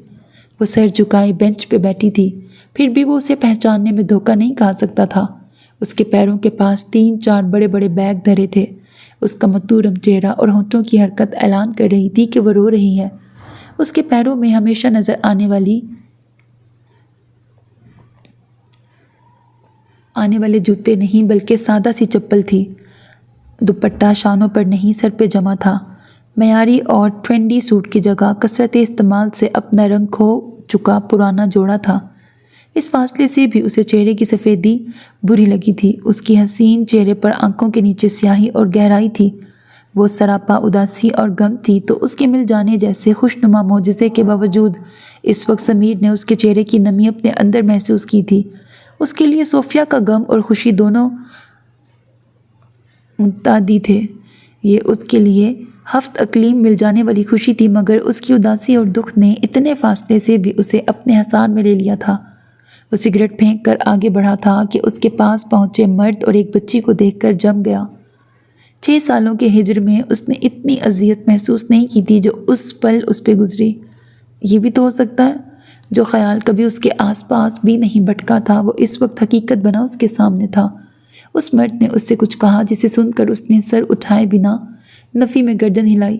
کچھ کہہ کر وہ مرد بچی کا ہاتھ تھامے فوڈ سٹال کی جانب چل پڑا۔ جو بھی تھا مگر وہ تو اس کے سامنے تھی اور باقی حقیقتوں پر یہ سچ بھاری تھا۔ سمیر نے ساری ہمت مجتمع کی اور اس کے سامنے جا کے ٹھہر گیا۔ اس کے سلیپر میں قید پیر جب وہیں جمے رہے تو صوفیہ نے سر اٹھایا۔ اس وقت کا اسے جتنا انتظار تھا اتنا ہی وہ اس سے ڈرتی بھی تھی۔ جو سچ اس کے پاس امانت تھا وہ دراصل سمیر کا دکھ تھا۔ اسے یقین تھا ایک دن یہ سامنا ضرور ہوگا اور وہ دن آج تھا۔ سمیر کی بھری آنکھوں میں پرمسرت سا ناراضگی بھرا شکوہ تھا۔ وہ کچھ کہتا اس سے پہلے صوفیہ نے تواتر سے گرتے آنسوؤں کے درمیان کہا، آج تعزیت کا موقع ہے۔ سمیر کے تصور میں اسے کہا اپنا پہلا لفظ اور وہ منظر جھلملایا تھا۔ اس کے لیے تو یہ بھی خوشی کا موقع تھا، ایک اور مبارکباد کا مقام۔ ہم پھر ملے ہیں، ایک اور اتفاق ہوا ہے، کانگریچولیشنز۔ اس نے 6 سال کے فاصلے، جدائی، ادھورے بچھڑے رشتے کے افسوس اور سوال جواب کے بجائے ملنے کی خوشی کو چنا۔ وہ آواز سے پھوٹ پھوٹ کے رونے لگی۔ صوفیہ؟ وہ بے تاب سا بینچ پہ بیٹھ گیا۔ کون ہو تم؟ کیا ہوا ہے صوفی؟ سامنے سے اس مرد اور بچی کے ہمراہ ایک بوڑھی خاتون دوڑتے ہوئے ان کے پاس پہنچی۔ السلام علیکم۔ سمیر نے کھڑے ہو کے سلام کیا۔ خاتون نے بازو میں بیٹھ کر صوفیہ کو ساتھ لگایا۔ میں انہیں ناگپور سے جانتا ہوں۔ کوئی غلط فہمی اور مشکل پیدا ہو اس سے پہلے ہی اس نے خود کو متعارف کروا دیا۔ آج اتفاق سے اتنے سال بعد یہاں نظر آئی ہیں۔ اچھا۔ اجنبی مرد اور خاتون کے چہروں پر اطمینان پھیلا۔ میں ٹرین کا پوچھ کے آتا ہوں۔ مرد واپس چلا گیا۔ اب رونا بند کرو، ابھی اتنا لمبا سفر پڑا ہے، آگے طبیعت خراب ہو گئی تو لینے کے دینے پڑ جائیں گے۔ وہ اسے خود سے دور کر کے آنسو پونچھتے ہوئے بولی، انکل اور آنٹی کہاں ہیں؟ اس کے جواب پر صوفیہ جو سنبھل کر چہرہ صاف کر رہی تھی پھر رونے لگی۔ بھیا تو 5 سال پہلے ہی چل بسے تھے اور عظیمہ کو 15 دن ہوئے ہیں۔ انہوں نے تعزیت کے موقع کی وضاحت کی۔ صوفیہ دونوں ہاتھوں سے چہرہ چھپا کے رو رہی تھی۔ کیا نہیں، یاد آ گیا تھا۔ اف، سمیر کا دل کیا وہ ان خاتون کو ہٹا کر ان کی جگہ خود بیٹھ کر صوفیہ کو تسلی دے، مگر وہ بے بس تھا۔ اور اب اجنبی بھی۔ کہاں جا رہے ہیں آپ؟ کاش وہ کسی طرح وقت کو روک سکتا۔ بہار، اپنے گاؤں جا رہے ہیں۔ وہ اور بھی کچھ کہے جا رہی تھی لیکن وہ سن نہیں رہا تھا۔ ساری دنیا سکوت میں ڈوب گئی تھی۔ ٹرین 8 گھنٹے لیٹ ہے اماں۔ وہ مرد بچی کے ساتھ واپس آ کر کوفت زدہ اور جھنجھلاتے لہجے میں گویا ہوا تھا۔ 8 گھنٹے؟ یعنی رات 1-1:30 بجے آئے گی؟ اب تو گھر بھی واپس نہیں جا سکتے، چابی مالک مکان کو دے دی تھی۔ یہاں کوئی رکنے کی جگہ ہے؟ فرسٹ کلاس یا اے سی ٹکٹ والوں کو ہی ویٹنگ روم استعمال کرنے ملتا ہے۔ مرد بھی اس صورتحال سے خوش نہیں تھا۔ یہاں پیچھے گیسٹ ہاؤس میں میرا قیام ہے، آپ چاہیں تو وہاں آرام کر سکتے ہیں۔ سمیر کی بات پر جہاں ان دونوں کے چہرے پر سکون ابھرا، وہیں اس کے رکے آنسو پھر گرنے لگے۔ ایک دم صحیح وقت پر ملے ہیں آپ، رات بھر بھی سوئے نہیں ہیں، نہ دن میں آرام کیا ہے۔ مرد نے بچی کا ہاتھ چھوڑ کر آگے آ کر 2 بڑے بیگ اٹھا لیے۔ چلیں، وہ تیار تھا۔ خاتون بھی اٹھیں۔ 3-4 سالہ بچی کا ہاتھ تھاما، سمیر نے جھک کر ایک بیگ کاندھے پہ لٹکایا اور باقی 2 ہاتھ میں لیے۔ آئیں، اس نے صوفیہ کو دیکھا جو اب تک یوں ہی بیٹھی تھی۔ چلو صوفی بیٹا، خاتون نے کہا تو وہ توہن کرہن کھڑی ہو گئی۔ گیسٹ ہاؤس آ کر اس نے انہیں اپنا کمرہ دے دیا۔ کمرے تو 3-4 تھے لیکن ہال کے علاوہ اس کے زیر استعمال کمرہ ہی کھلا تھا۔ آپ آرام کریں، چاہیں تو سو جائیں، میں ٹرین آنے سے پہلے جگا دوں گا۔ مرد شاید بہت تھکا ہوا اور نیند کا مارا تھا، اس نے تکلفاً بھی انکار نہیں کیا۔ تبھی کام کی جگہ سے کال آ گئی، وہ بات کرنے باہر چلا گیا۔ جب واپس آیا تو بچی ہال میں ٹی وی کے قریب فرش پہ بیٹھی کارٹون دیکھ رہی تھی اور صوفیہ دور صوفے پر سر جھکائے خیالوں میں غرق تھی۔ باقی دونوں کمرے میں سو گئے تھے۔ مکان خالی کرنے اور سامان باندھنے کی مشقت نے انہیں بہت تھکا دیا تھا۔ اس نے جیب میں ہاتھ ڈال کر ٹافیاں نکال کر بچی کے سامنے کی۔ اس نے پہلے اسے دیکھا، جب سمیر نے اشارے سے لینے کو کہا تو جھجکتے ہوئے لے لیں۔ کہاں سے شروع کریں؟ کیا پوچھے، کیا نہ پوچھے، کن جوابات سے بچے، وہ الجھا سا تھا۔ اس نے صوفیہ سے ملاقات کے 1000 ممکنات اور تصور باندھے تھے، لیکن اس کا خود سے ہمیشہ کے لیے دور ہو جانے والا پس منظر کبھی اس کے دل و ذہن میں بھی نہیں آیا تھا۔ فون سوئچ آف کرتا وہ صوفے کے ساتھ والی سنگل کرسی پہ بیٹھا تو وہ چونک کر سیدھی ہوئی۔ تم مجھے بتا کے بھی جا سکتی تھیں۔ اب وہ اتنا سا شکوہ کرنے کا ہی حق رکھتا تھا۔ صوفیہ نے نظر اٹھا کے اسے دیکھا، وہ ویسا ہی تھا، ذرا نہیں بدلا تھا، بس آنکھوں میں افسردگی تھی، شدید دکھ میں لپٹی افسردگی۔ اسے 6 سال پہلے بھی اس پہ اندھا بھروسہ تھا اور اس وقت بھی اس کا یقین اتنا ہی کامل اور مضبوط تھا۔ وہ پلیٹ فارم کے بینچ پہ بیٹھی یہی سوچ رہی تھی کہ جب سارے خوف ختم ہو گئے ہیں، مجبوریاں نہیں رہیں، وہ محبتیں سو گئی ہیں جن کا مان اور اطمینان قائم رکھنے کے لیے اس نے فاصلے گلے لگائے تھے، تو وہ کیوں اب بھی بھاگ رہی ہے؟ اسے خالہ کے ساتھ گاؤں جانے کے بجائے ناگپور کیوں نہیں جانا چاہیے؟ اسے یقین تھا کہ وہ آج بھی اس کا منتظر ہوگا، اور تبھی وہ اس کے سامنے چلا آیا تھا۔ صوفیہ، اس کی مسلسل ٹکی نظروں میں 6 سال پہلے والے رنگ لہرائے تو سمیر نے بہت دھیرے سے پکارا۔ وہ پہلے ہی بڑے مشکل امتحان سے گزر رہا تھا۔ آپ کو یہ پوچھنا چاہیے میں گئی کیوں تھی؟ ان کے درمیان حائل فاصلے اور جدائی نے انہیں بڑے الگ ڈھنگ سے قریب کیا تھا۔ اس کے جملے پر سمیر کو لگا وہ پاگل ہو جائے گا۔ کیوں چلی گئی تھی؟ یہ سوال تو وہ دن میں کئی بار دہراتا تھا، لیکن اب جب وہ سامنے تھی تو اسے بس یہ جاننا تھا کہ وہ اب اس کے ساتھ چل سکتی ہے یا نہیں۔ وہ بس اپنے اندیشوں کی تردید چاہتا تھا، باقی کسی بات سے اسے کوئی غرض نہیں تھی۔ لیکن اس نے صوفیہ کی آنکھوں میں دیکھتے ہوئے وہی پوچھا جو وہ چاہتی تھی۔ آپ کی فیملی یا آس پاس کے کسی انسان نے ہمیں الگ اور دور کیا تھا؟ اسے لگتا تھا اس کی زندگی کا سب سے بڑا حیرت انگیز حادثہ اور شدید صدمہ صوفیہ کا غائب ہونا تھا، مگر زندگی نے اتنی سیدھی اور سادہ ہونے کا دعویٰ تو کبھی نہیں کیا تھا۔ اس نے اب جو پانسا پھینکا تھا وہ سن کر وہ فوراً کچھ بولنے کے قابل نہیں رہا۔ اس رات ہم اگلے دن کی تیاری کی وجہ سے رات 1 بجے تک سوئے نہیں تھے۔ تبھی وہ 4 باڈی بلڈر قسم کے گنڈے بنا کسی شور شرابے اور ہنگامے کے بڑی خاموشی سے دروازہ کھول کر گھر میں داخل ہوئے تھے۔ انہوں نے دروازہ بند کیا اور ہم کچھ سمجھتے اس سے پہلے ہی امی ابا کو قابو کر کے ان کے منہ پہ ٹیپ لگائی اور میرے منہ پہ ہاتھ رکھ کر مجھے اپنے گھیرے میں لے کر ابا سے کہا، ہم ابھی آپ کی بیٹی کے ساتھ جیسا چاہے سلوک کریں تو آپ کیا کر لیں گے؟ یا ابھی سب کو بے ہوش کر کے مار کے گھر کو آگ لگا دیں تو کل آفس جاتی آپ کی بیٹی کو اٹھا کر کسی کنویں یا چلتی ٹرین کے سامنے چھوڑ آئیں، یا اس پر ہی کار چڑھا دیں تو، یا اسے ادمرا کر کے دن دہاڑے آپ کے دروازے پہ پھینک جائیں تو؟ سمیر کے لیے ان باتوں کو سننا اور ان پہ یقین کرنا جتنا مشکل تھا، اس سے زیادہ یہ حقیقت قبول کرنا کہ یہ سب اس پہ گزر چکا تھا۔ امی ابا کے منہ بند تھے، وہ تھر تھر کانپ رہے تھے۔ میں نے ہمت کر کے پوچھا کہ وہ کیا چاہتے ہیں؟ انہیں کس نے بھیجا ہے؟ اور انہوں نے بڑا صاف جواب دیا، سمیر الحق رضوی کی زندگی سے ہمیشہ کے لیے دور ہو جاؤ، ایسے کہ وہ تلاش میں پاتال پہنچ جائے لیکن تم تینوں کو ڈھونڈ نہ سکے، اور اگر کبھی خود تم تک پہنچنے کی کوشش کی تو جو سارے ممکنات انہوں نے ذرا دیر پہلے بیان کیے ہیں ان میں سے کسی پر بھی عمل کرنا ان کے لیے چٹکی بجانے جیسا ہے۔ پھر میرا بھی منہ بند کر کے ہاتھ پیر باندھے اور جو تھوڑا بہت سامان تھا وہ خود ہی پیک کیا اور اسی خاموشی سے باہر لے جانے لگے۔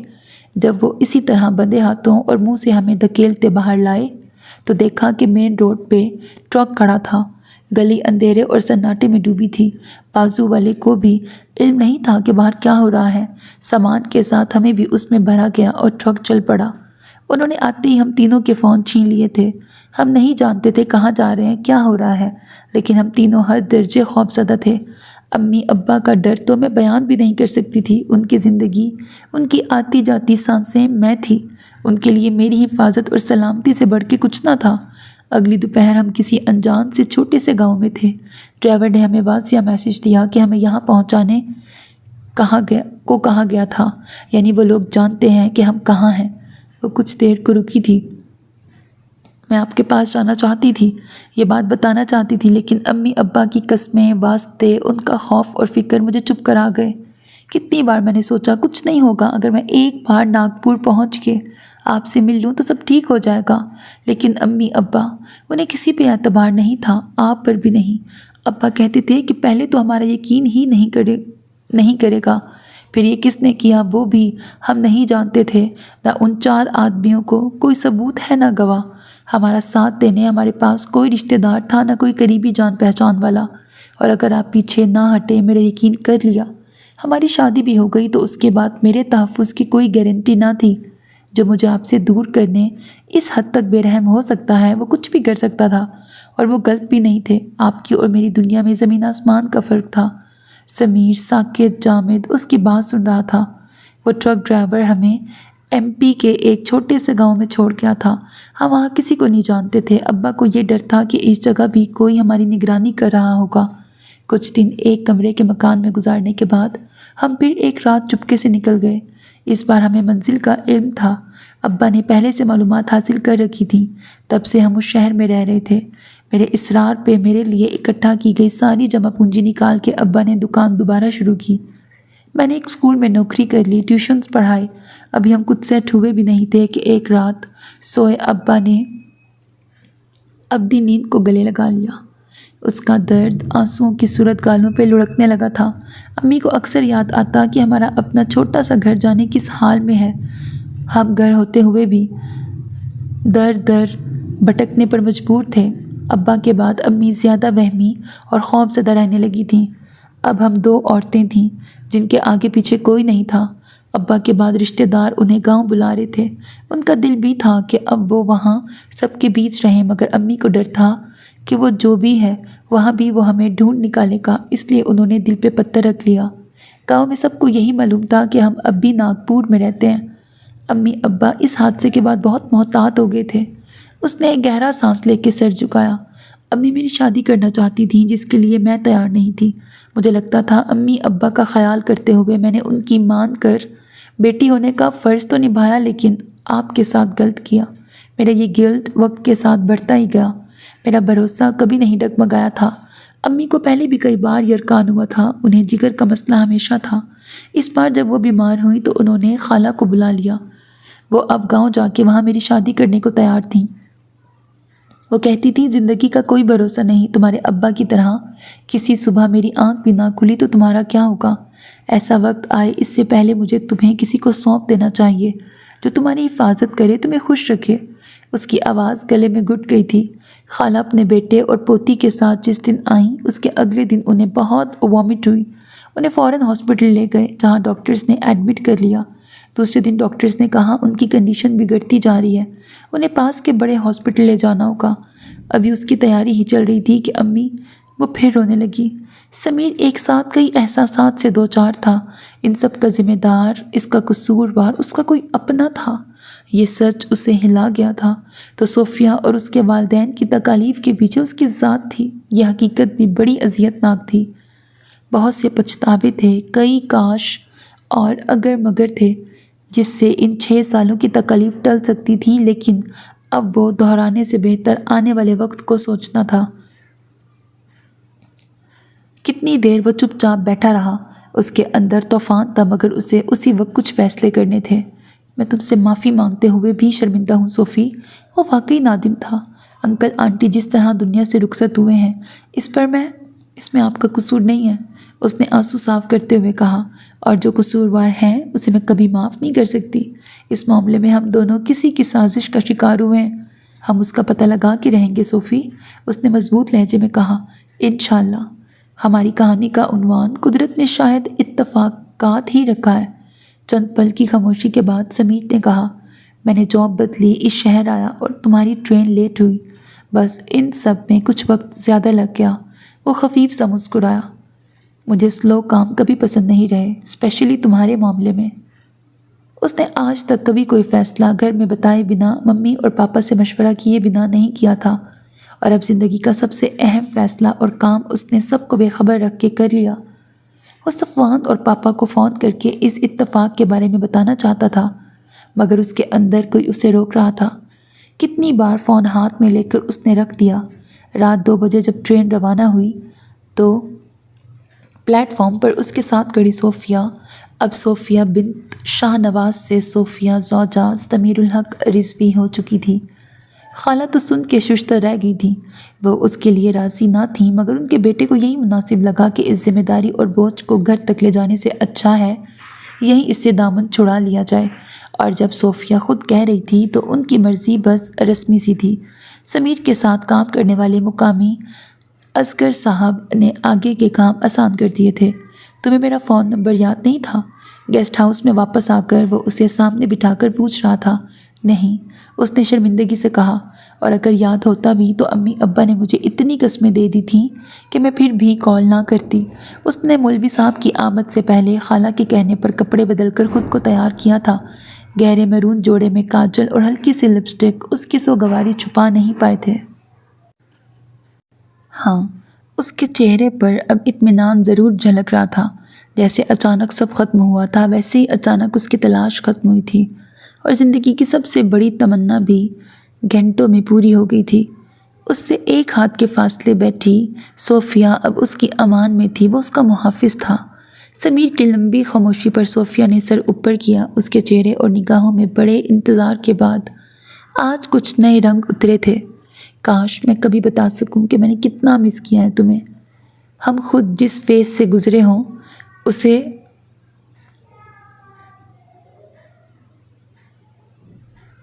بنا بتائے بھی اچھی طرح سمجھ جاتے ہیں، صوفیہ نے اسے دیکھتے ہوئے دھیمے سے کہا۔ اس کے سامنے بیٹھا شخص اب اجنبی نہیں رہا تھا۔ وہ تو پہلے بھی اسے اپنا سب کچھ مانتی تھی، مگر تبدیلی یہ آئی تھی کہ اب اس سچ کو دنیا نے بھی تسلیم کرنا تھا۔ تمہیں پتہ ہے؟ سمیر سامنے سے کھسک کر اس کے بازو میں آیا اور اس کے ہاتھ اپنے ہاتھوں میں لیتے ہوئے ہجر کے شب و روز سنانا شروع کیے۔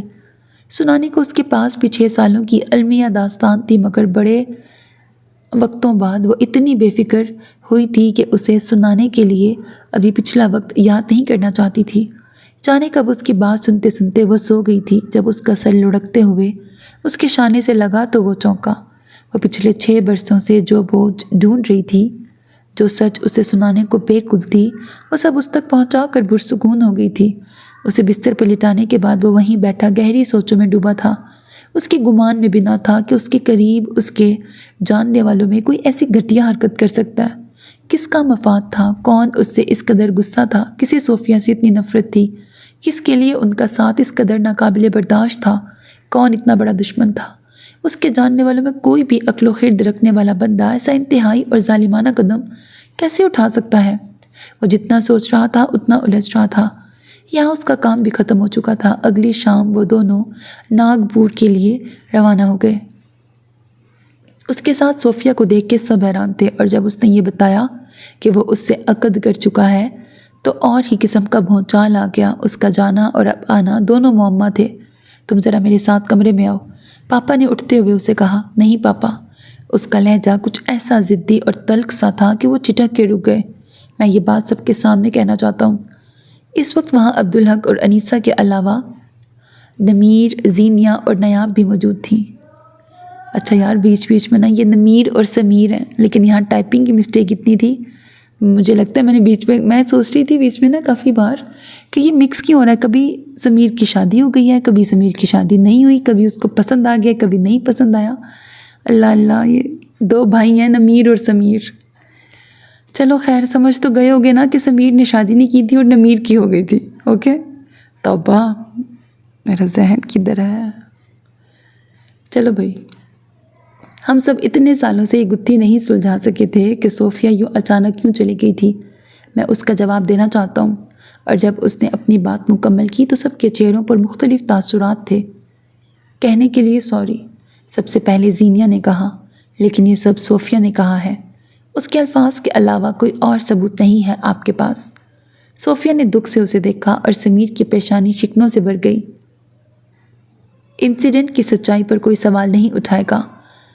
عبدالحق کی آواز تحکمانہ تھی۔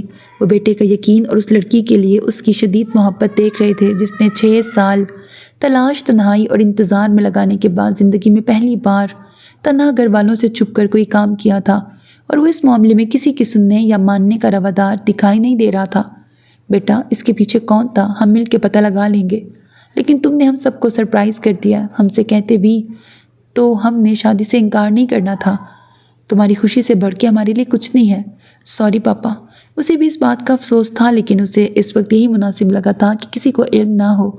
جو کوئی بھی انہیں الگ دیکھنا چاہتا تھا، اس کے سامنے جانے سے پہلے اس کا منصوبہ اور مقصد ناکام بنا دینا اہم تھا۔ یہ اس اندیکھے انجانے دشمن کی شکست تھی اور اسے سامنے آنے پر مجبور کرنے کی کوشش بھی۔ یہ جوخم والا قدم تھا، مگر وہ اس کے لیے تیار تھا۔ جس تحفظ کی خاطر صوفیہ کے والدین اسے اس سے دور لے گئے تھے، ان کی غیر موجودگی میں اسے وہ تحفظ فراہم کرنا اب اس کا فرض تھا، اور اس کے لیے سب کے مقابل جانے سے پہلے ہی ان کے درمیان ایک مضبوط رشتہ لازمی تھا۔ نیاب بیٹا، صوفیہ کو اندر لے جاؤ، انہوں نے بیٹی سے کہا، اور نیاب نے آگے آ کر صوفیہ کو اٹھایا۔ اس وقت وہاں واحد نیاب تھی جو بھابھی کے لیے پرجوش اور خوش تھی۔ اسے وہ نازک اور خوبصورت لڑکی 6 سال پہلے بھی بے انتہا پسند آئی تھی۔ بیگم، امن دونوں بیگم ان دونوں کے کمرے سے جاتے ہی وہ بیوی کی سمت مڑے۔ اب ہمیں جلد سے جلد ولیمہ پلان کرنا ہے۔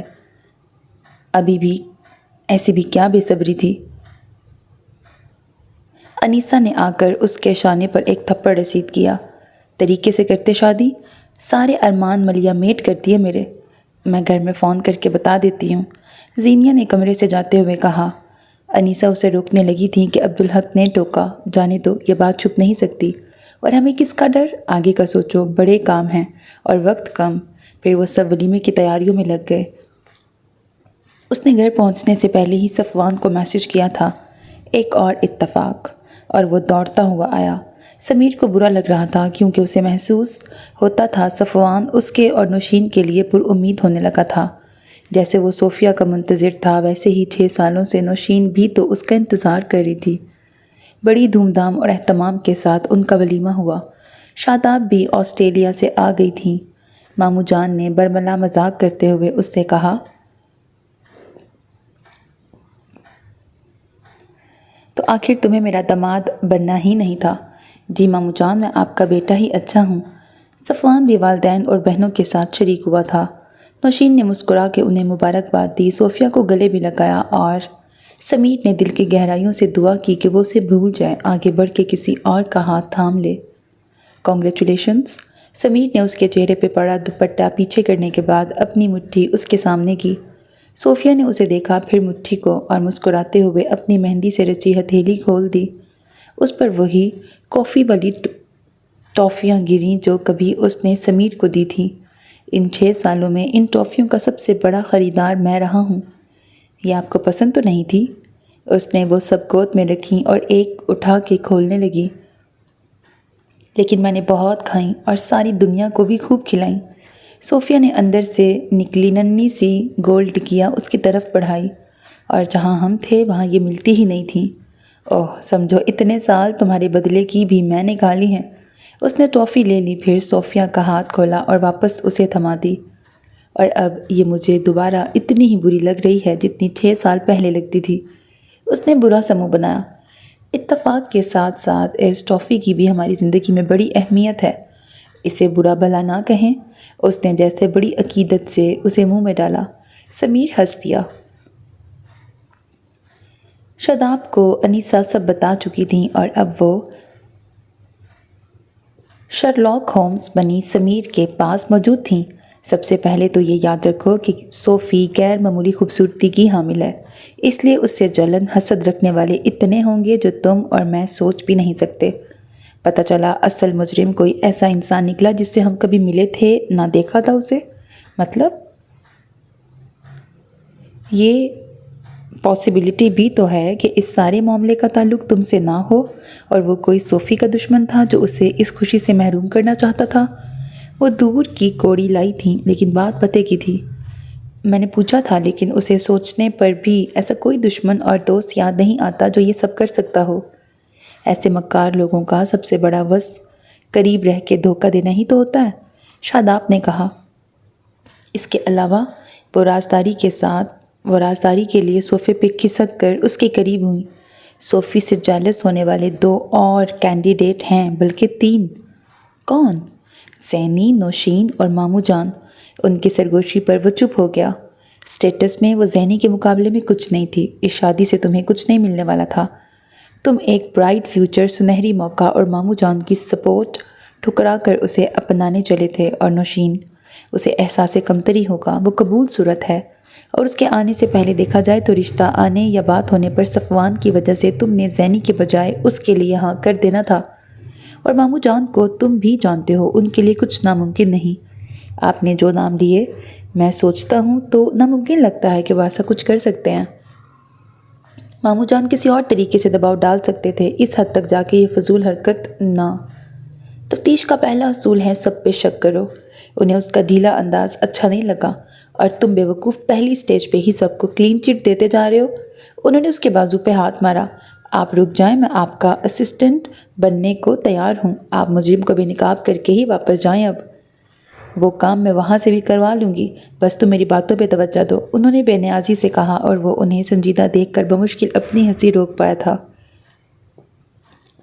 صوفیہ سمیر کے ساتھ اپنے گھر گئی تھی۔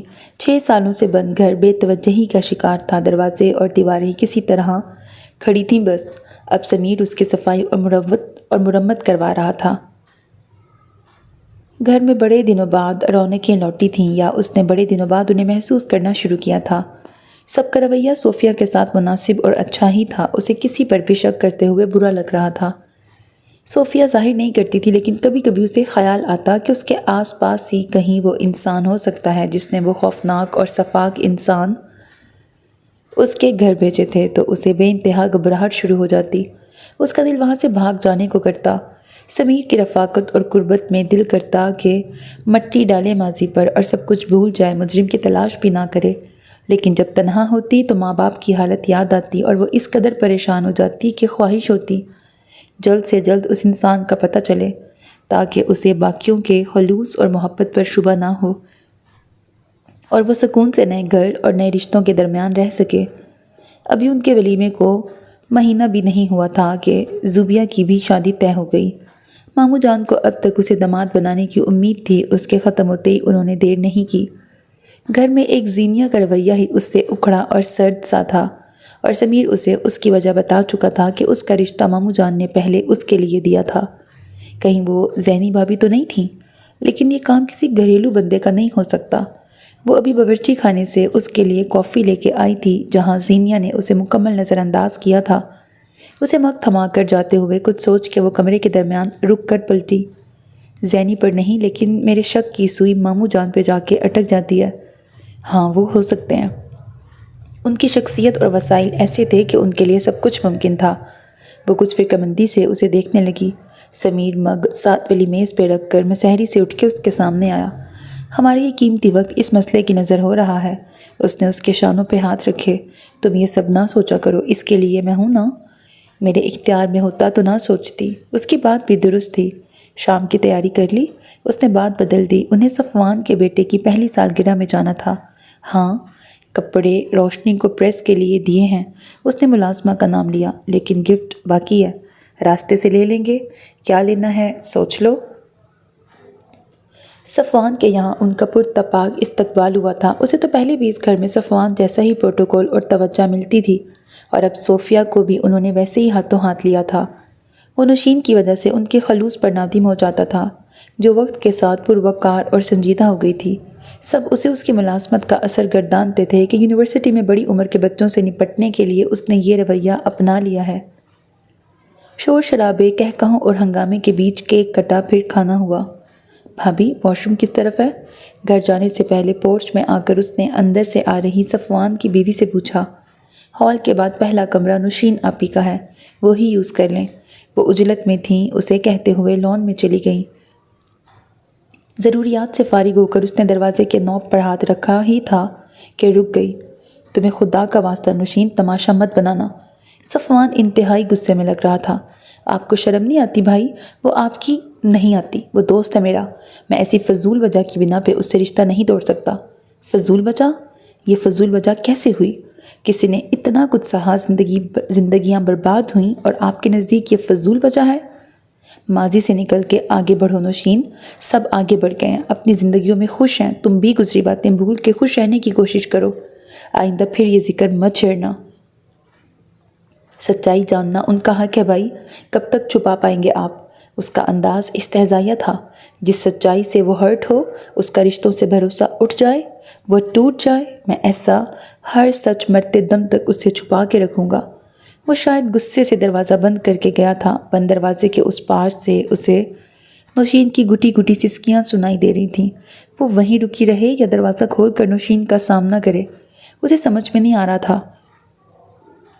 تو وہ نوشین تھی۔ اس کا ہاتھ ڈھیلا پڑ گیا۔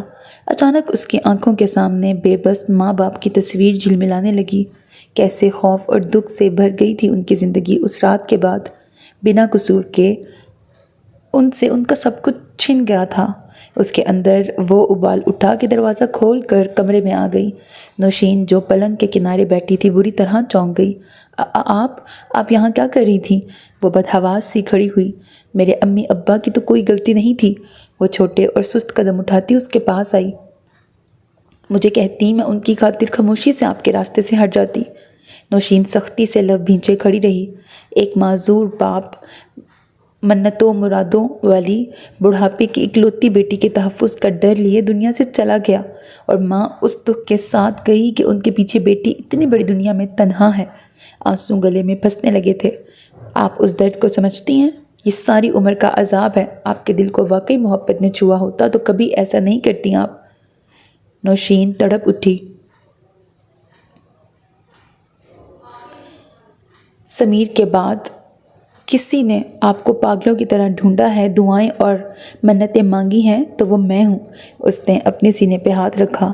دل پہ پڑا محبت کا سایہ ہی تھا جو سمیر کو اس حال میں دیکھ کر میری زندگی بھی 6 سال تک ایک ہی جگہ ٹھہری رہی، اس لیے کہ ہم اس جگہ کو چھوڑ کر کہیں اور چلے گئے تھے۔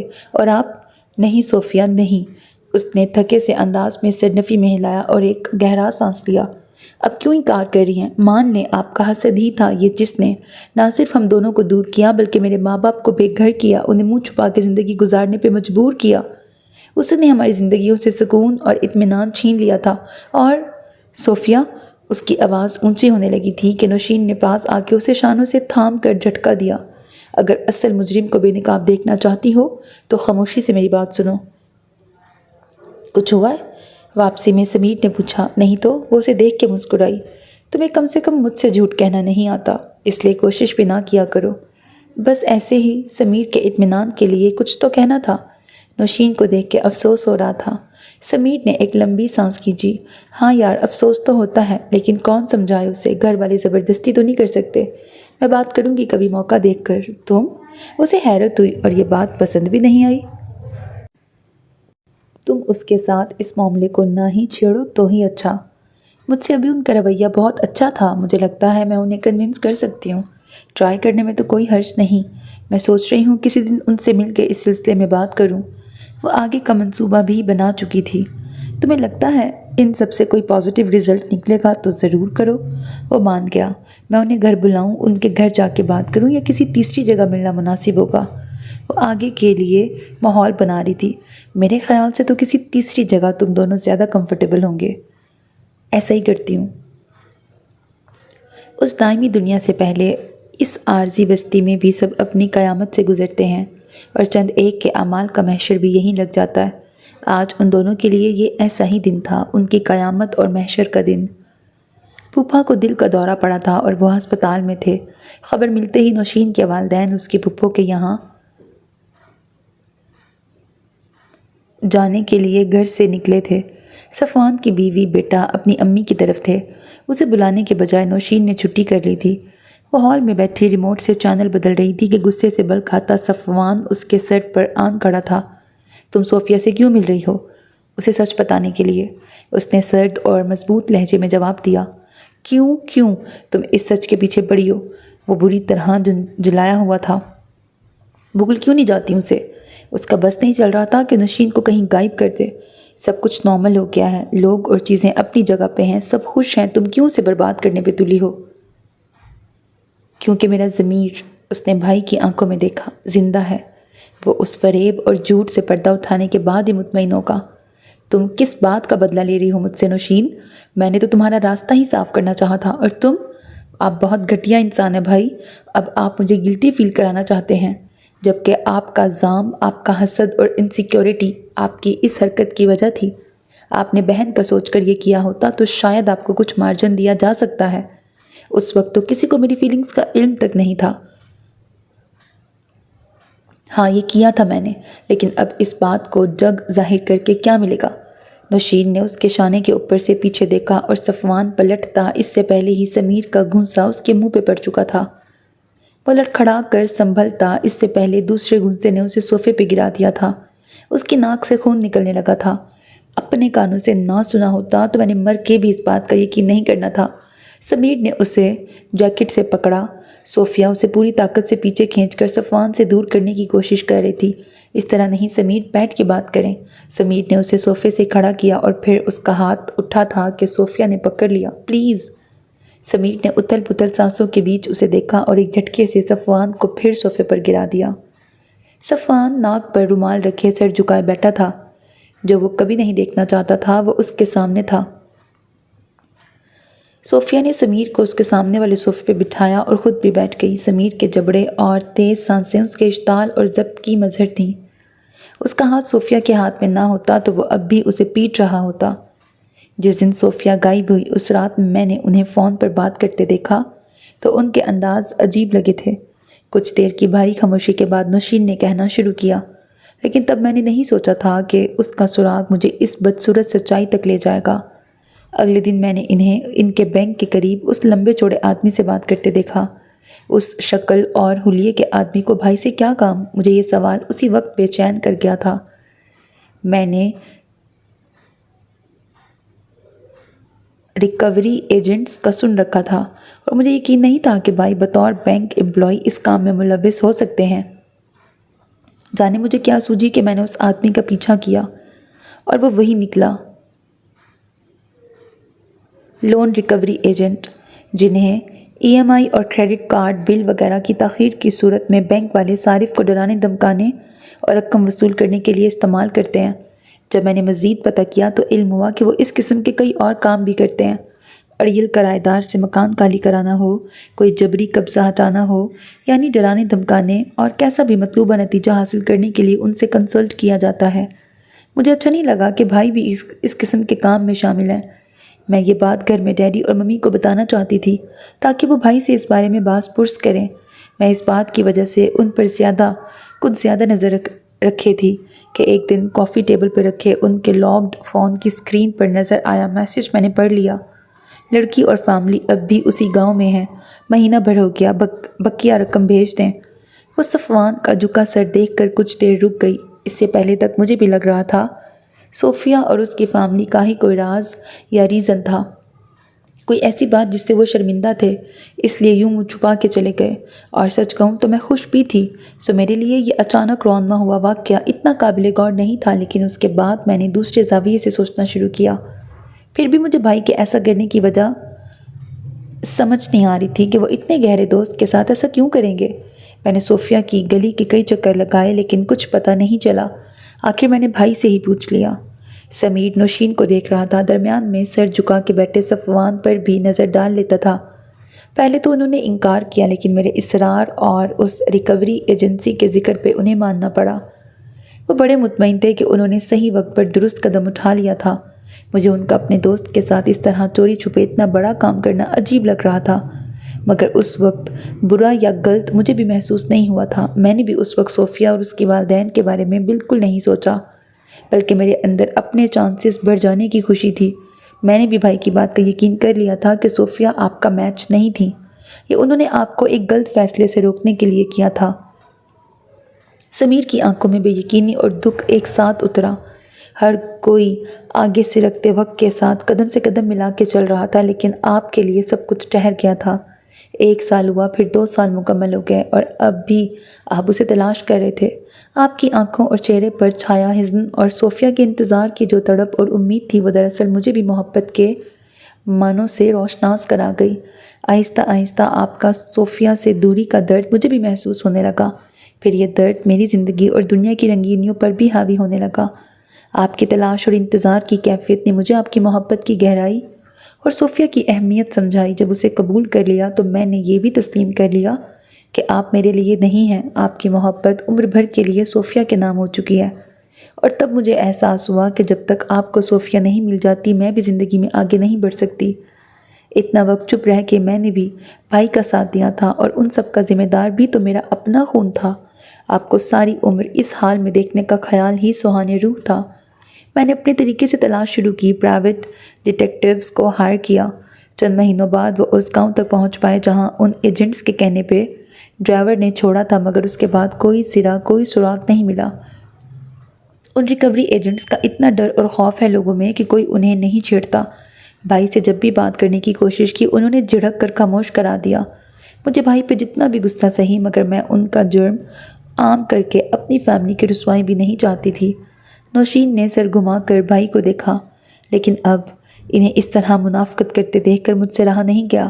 اگر آپ کا دوست کے لیے پیار اتنا ہی مخلص تھا تو اس کی بھلائی کے لیے اتنا بڑا قدم اٹھایا تھا، تو اب اسی خلوص اور دوستی کا تقاضا ہے غلطی تسلیم کر لی جائے، سچ بتا دیا جائے۔ ایسے فریب کے ساتھ دوستی آگے بڑھانا دشمنی سے بدتر ہے۔ میں نے کہا بھی کہ آپ سچے دل سے معافی مانگ لیں تو آپ معاف کر دیں گے، لیکن وہ چپ ہو گئی۔ مجھے تیرے منہ سے سننا ہے صفوان۔ سمیر کی آواز پتھر سی سخت اور برف سی سرد تھی۔ کیوں کیا ایسا؟ صفوان نے سر اونچا کیا اور سامنے بیٹھے سمیر اور صوفیہ کو دیکھا اور دھیرے سے ہنس دیا۔ طنزیہ اور زخمی سی ہنسی تھی اس کی۔ کیونکہ ایک لڑکی آ گئی تھی ہمارے بیچ یار۔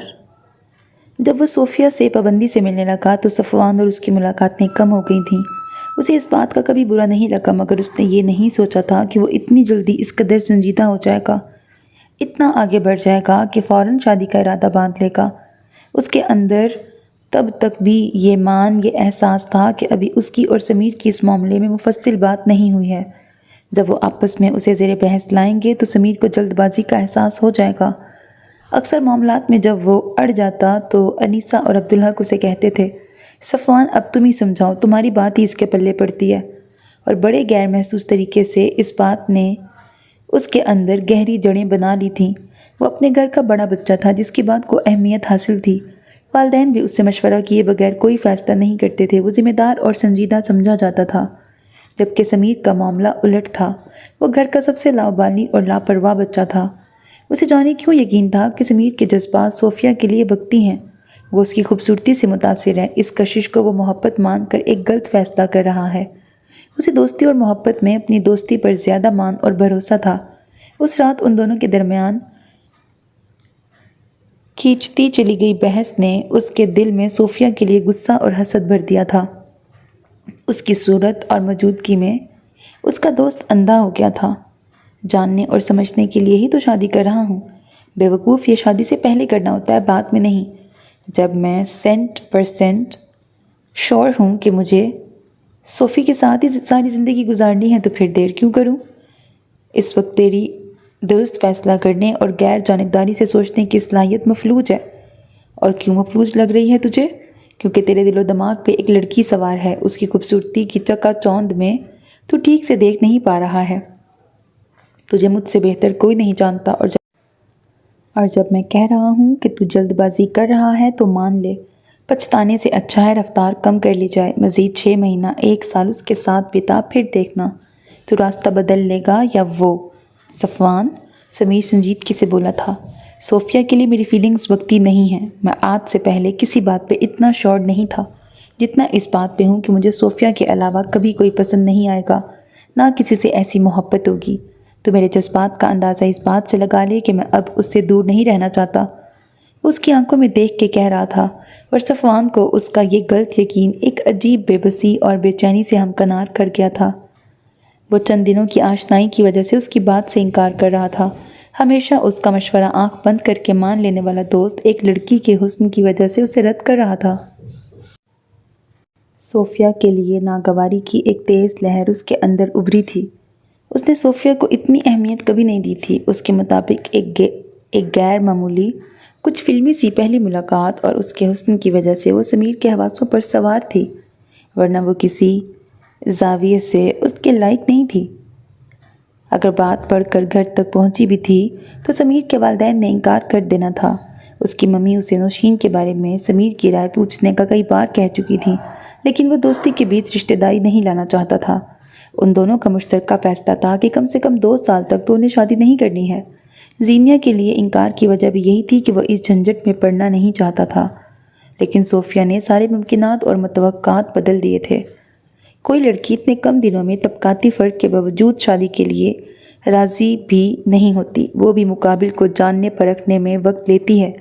لڑکی کے والدین بھی اتنی جلدی کسی اجنبی پہ اعتبار نہیں کرتے۔ ہاں، اگر محبت یا پسند کے بجائے اس کی ترجیح دولت اور آسائش ہو تو پھر شادی کے علاوہ باقی بے معنی باتیں ہیں۔ وہ جتنا سوچ رہا تھا اسے صوفیہ کی طرف سے سب کچھ بناوٹی اور مصنوعی لگ رہا تھا۔ اسے اس کا مقصد دولت لگا تھا۔ آنیسٹلی مجھے لگتا ہے تجھ پر عشق کا بھوت سوار ہے۔ جب یہ اترے گا تو تجھے جلد بازی کا احساس ہوگا اور تب دیر ہو چکی ہوگی۔ میری اس بات کے بعد بھی تو 100% شور ہے کہ بعد میں پچھتائے گا نہیں؟ کوئی اور موقع ہوتا تو سمیر سارے معاملے اور فیصلے پر دوبارہ غور کرتا۔ نہیں میرے یار، اس نے پورے یقین سے کہا، ساری زندگی میں اتنا شور کسی بات پہ نہیں تھا جتنا صوفی کے معاملے میں ہوں۔ اس بار تیرا اندازہ غلط ہے۔ عام سا جملہ تھا، لیکن اس وقت وہ اس کے دل میں بھالے کی طرح کھپ گیا۔ اس نے اندر کہیں شدید خواہش ابھری کہ وہ اس لمحے کو کسی طرح قید کر لے اور مستقبل میں سمیر کو دکھائے جب وہ پچھتا رہا ہو کہ دیکھ کتنا درست کہا تھا میں نے، اور تو کتنا غلط تھا۔ مجھ سے زیادہ تجھے کوئی جان ہی نہیں سکتا، تو بھی نہیں۔ اس کے لیے دوست کی بات اس کے تجزیے اور اندازے سے زیادہ اہم وہ چند دن کی شناسائی ہو گئی تھی۔ حاسد افراد کی عموماً فطرت ہی ایسی ہوتی ہے کہ وہ خود کو جلن سے روک نہیں پاتے ہیں، اور اسی وجہ سے ان کا مزاج سب پہ عیاں ہو جاتا ہے۔ لیکن کبھی کبھی کسی نیک فطرت انسان کے لیے ایک لمحہ، ایک جملہ، ایک واقعہ اور ایک انسان ایسی شدید جلن کا باعث بن جاتا ہے کہ وہ پل بھر میں مکمل بدل جاتا ہے۔ عام حالات کے برخلاف یہ شدید منفی احساس اور کسی کی موجودگی یا اہمیت ایک جھٹکے میں اسے اپنے مقام سے بہت نیچے لے جاتی ہے۔ کسی دوسرے کی وجہ سے اپنی ذات بات رد ہونا پل بھر میں ہی خشک لکڑیوں کی آگ ہے جو کم وقت میں بھڑک کر قرب و جوار کو جھلسا دیتی ہے۔ یہاں جلن کی یہ آگ سوچ سمجھ، نیت، عقل، رشتے سب کچھ جلا کے راکھ کر گئی تھی۔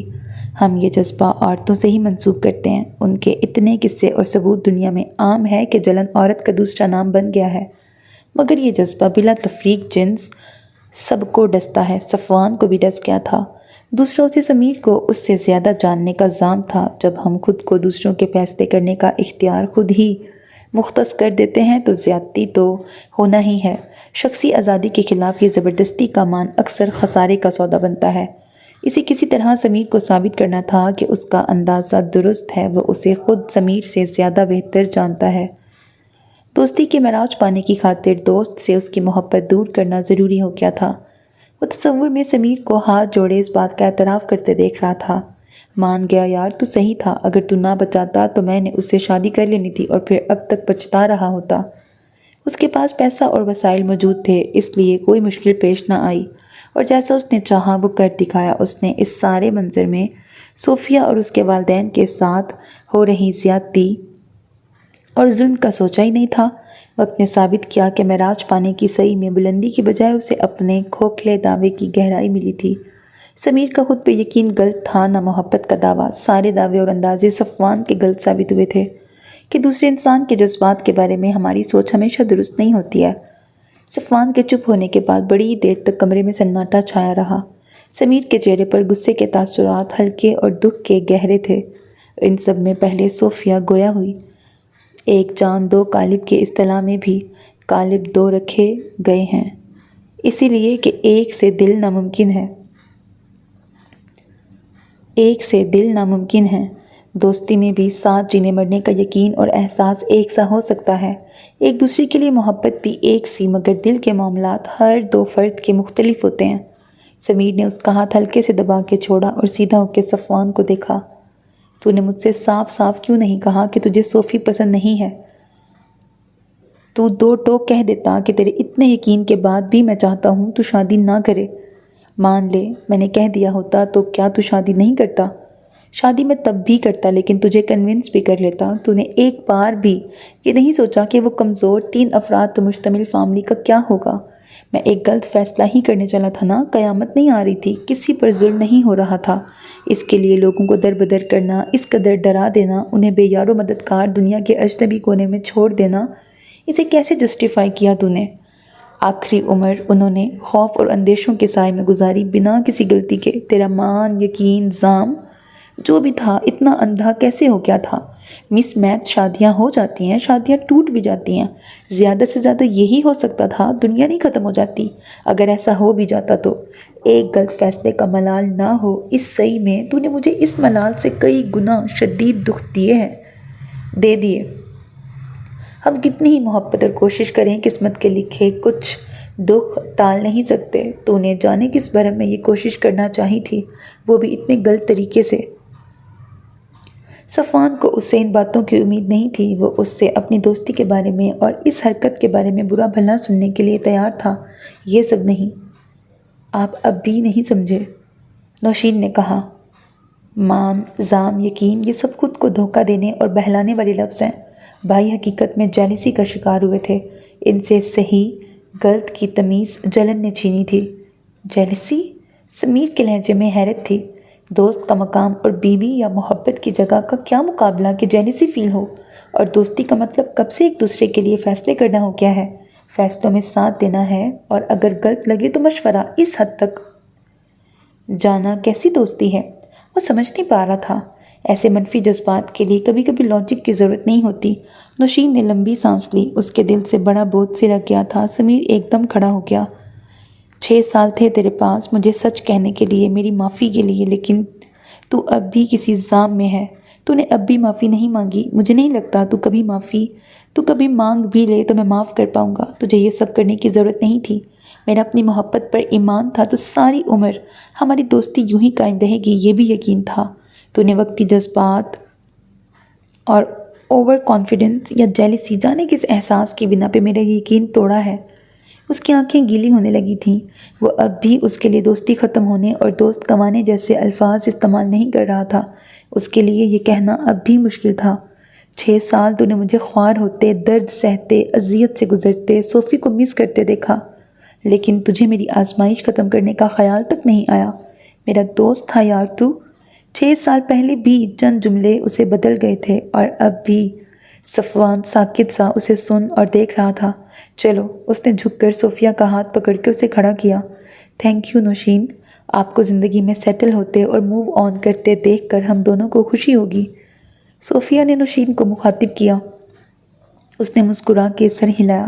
سمیر اسے لیے کمرے سے باہر نکل گیا۔ نوشین نے ایک نظر صفوان کو دیکھا، جس کی پتھرائی مگر گیلی آنکھیں سامنے دروازے پر تھیں جہاں سے وہ دونوں غائب ہوئے تھے۔ وہ اسے مخاطب کیے بنا اندر اپنے کمرے کی طرف بڑھ گئی۔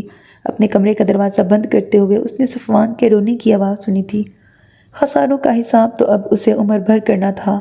کسی کو پچھتاووں سے بچانے کی کوشش میں وہ خود ہی عمر بھر کے پچھتاوے خرید بیٹھا تھا کہ سادہ سا اصول اسے بھول گیا تھا، بھلائی اور اچھی نیت کا ثمر اچھے عمل اور نیک اقدام سے ہی ممکن ہوتا ہے۔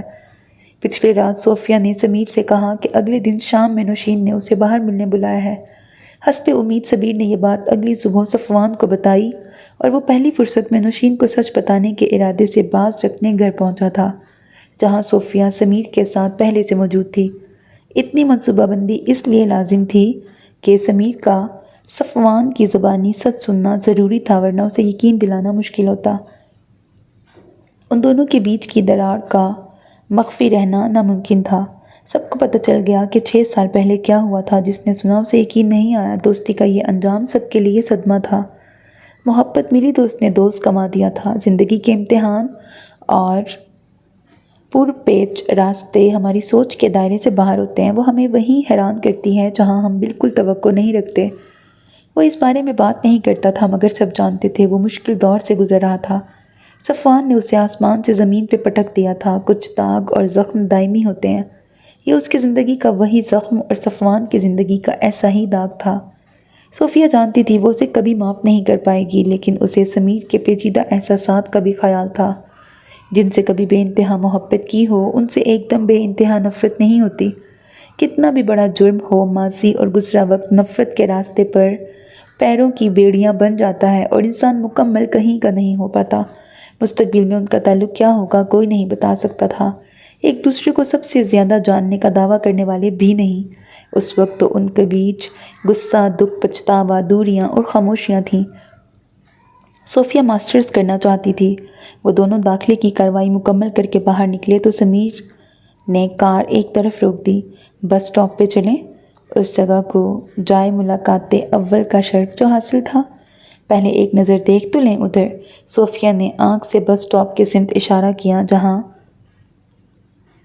خاصی بھیڑ تھی۔ اف، سامنے کے منظر میں برسوں پہلے والی خالی سڑک اور خالی بس اسٹاپ پہ محض 2 نفوس کا تصور محال تھا۔ لگ تو نہیں رہا کہ یہ وہی جگہ ہے جہاں ہم ملے تھے؟ سمیر اس ازدحام کو دیکھ کے مایوس ہوا۔ اس دن خالی سڑک اور خالی بس اسٹاپ کا اہتمام غیب سے خاص ہمارے لیے کیا گیا تھا کہ وہ اتفاق اس کہانی کا پہلا چیپٹر بننے والا تھا، ورنہ میں نے یہاں ویسا سناٹا کبھی نہیں دیکھا تھا۔ ہمارے لیے اتنی خاص جگہ کو عوام کس قدر عام طریقے سے یوز کر رہی ہے۔ جس طرح وہ مایوس اور اداس ہو کے کہہ رہا تھا، صوفیہ کو ہنسی آ گئی۔ پبلک پلیس ہے، آپ کیا اسے اپنا پیلس سمجھ رہے ہیں کہ عوام کا وہاں گزرنا ہو؟ دل تو میرا یہی کر رہا ہے وہاں اپنا تاج محل بناؤں۔ اس کا مطلب ہے آپ کو ہسٹری کا ذرا علم نہیں ہے۔ صوفیہ کی بات پر وہ سنبھل گیا۔ یہ اس دور کا تاج محل ہوگا، زندہ جاوید لوگوں کے پیار کی نشانی، جو خود ہی اس کی سیاحت کو آباد کریں گے اور کوئی نہیں آئے گا، جو خود ہی اس کی سیاحت کو آیا کریں گے اور کوئی نہیں آئے گا۔ اس کے لیے ہمیں عوام اور ہجوم سے کیا فرق پڑتا ہے؟ ہمیں اس جگہ کی اہمیت پتہ ہے، کافی ہے۔ سیاحت زیارت تو ہم اب بھی کر سکتے ہیں کہ دنیا کے لیے وہ بس سٹاپ ہے، مگر ہمارے لیے تاج محل؟ ڈرامائی انداز میں تاج محل کہہ کے اس نے بس سٹاپ کو دیکھا۔ واہ، تم نے تو میری آنکھیں کھول دی۔ جس انداز میں سمیر نے کہا وہ پھر بے ساختہ ہنس پڑی۔ سمیر نے سیٹ بیلٹ کھولتے ہوئے اسے کہا، آؤ اپنے تاج محل چلیں۔ کچھ دیر بعد وہ دونوں ایک دوسرے کا ہاتھ تھامے ہنستے مسکراتے مذاق کرتے اس عام سے بس سٹاپ کی سمت جا رہے تھے جو ان کے لیے بہت خاص تھا۔ ختم شد۔ میرے عزیز listener, this was the end of the novel. ایک یقین سا اس گماں میں تھا۔ Hope that you like it. اپنا بہت خیال رکھیے گا نیک تمناؤں کے ساتھ۔ اللہ حافظ and don't forget to subscribe to my channel because that's how you can encourage me and that's the only kind of support and encouragement which I want from all of you. اللہ حافظ۔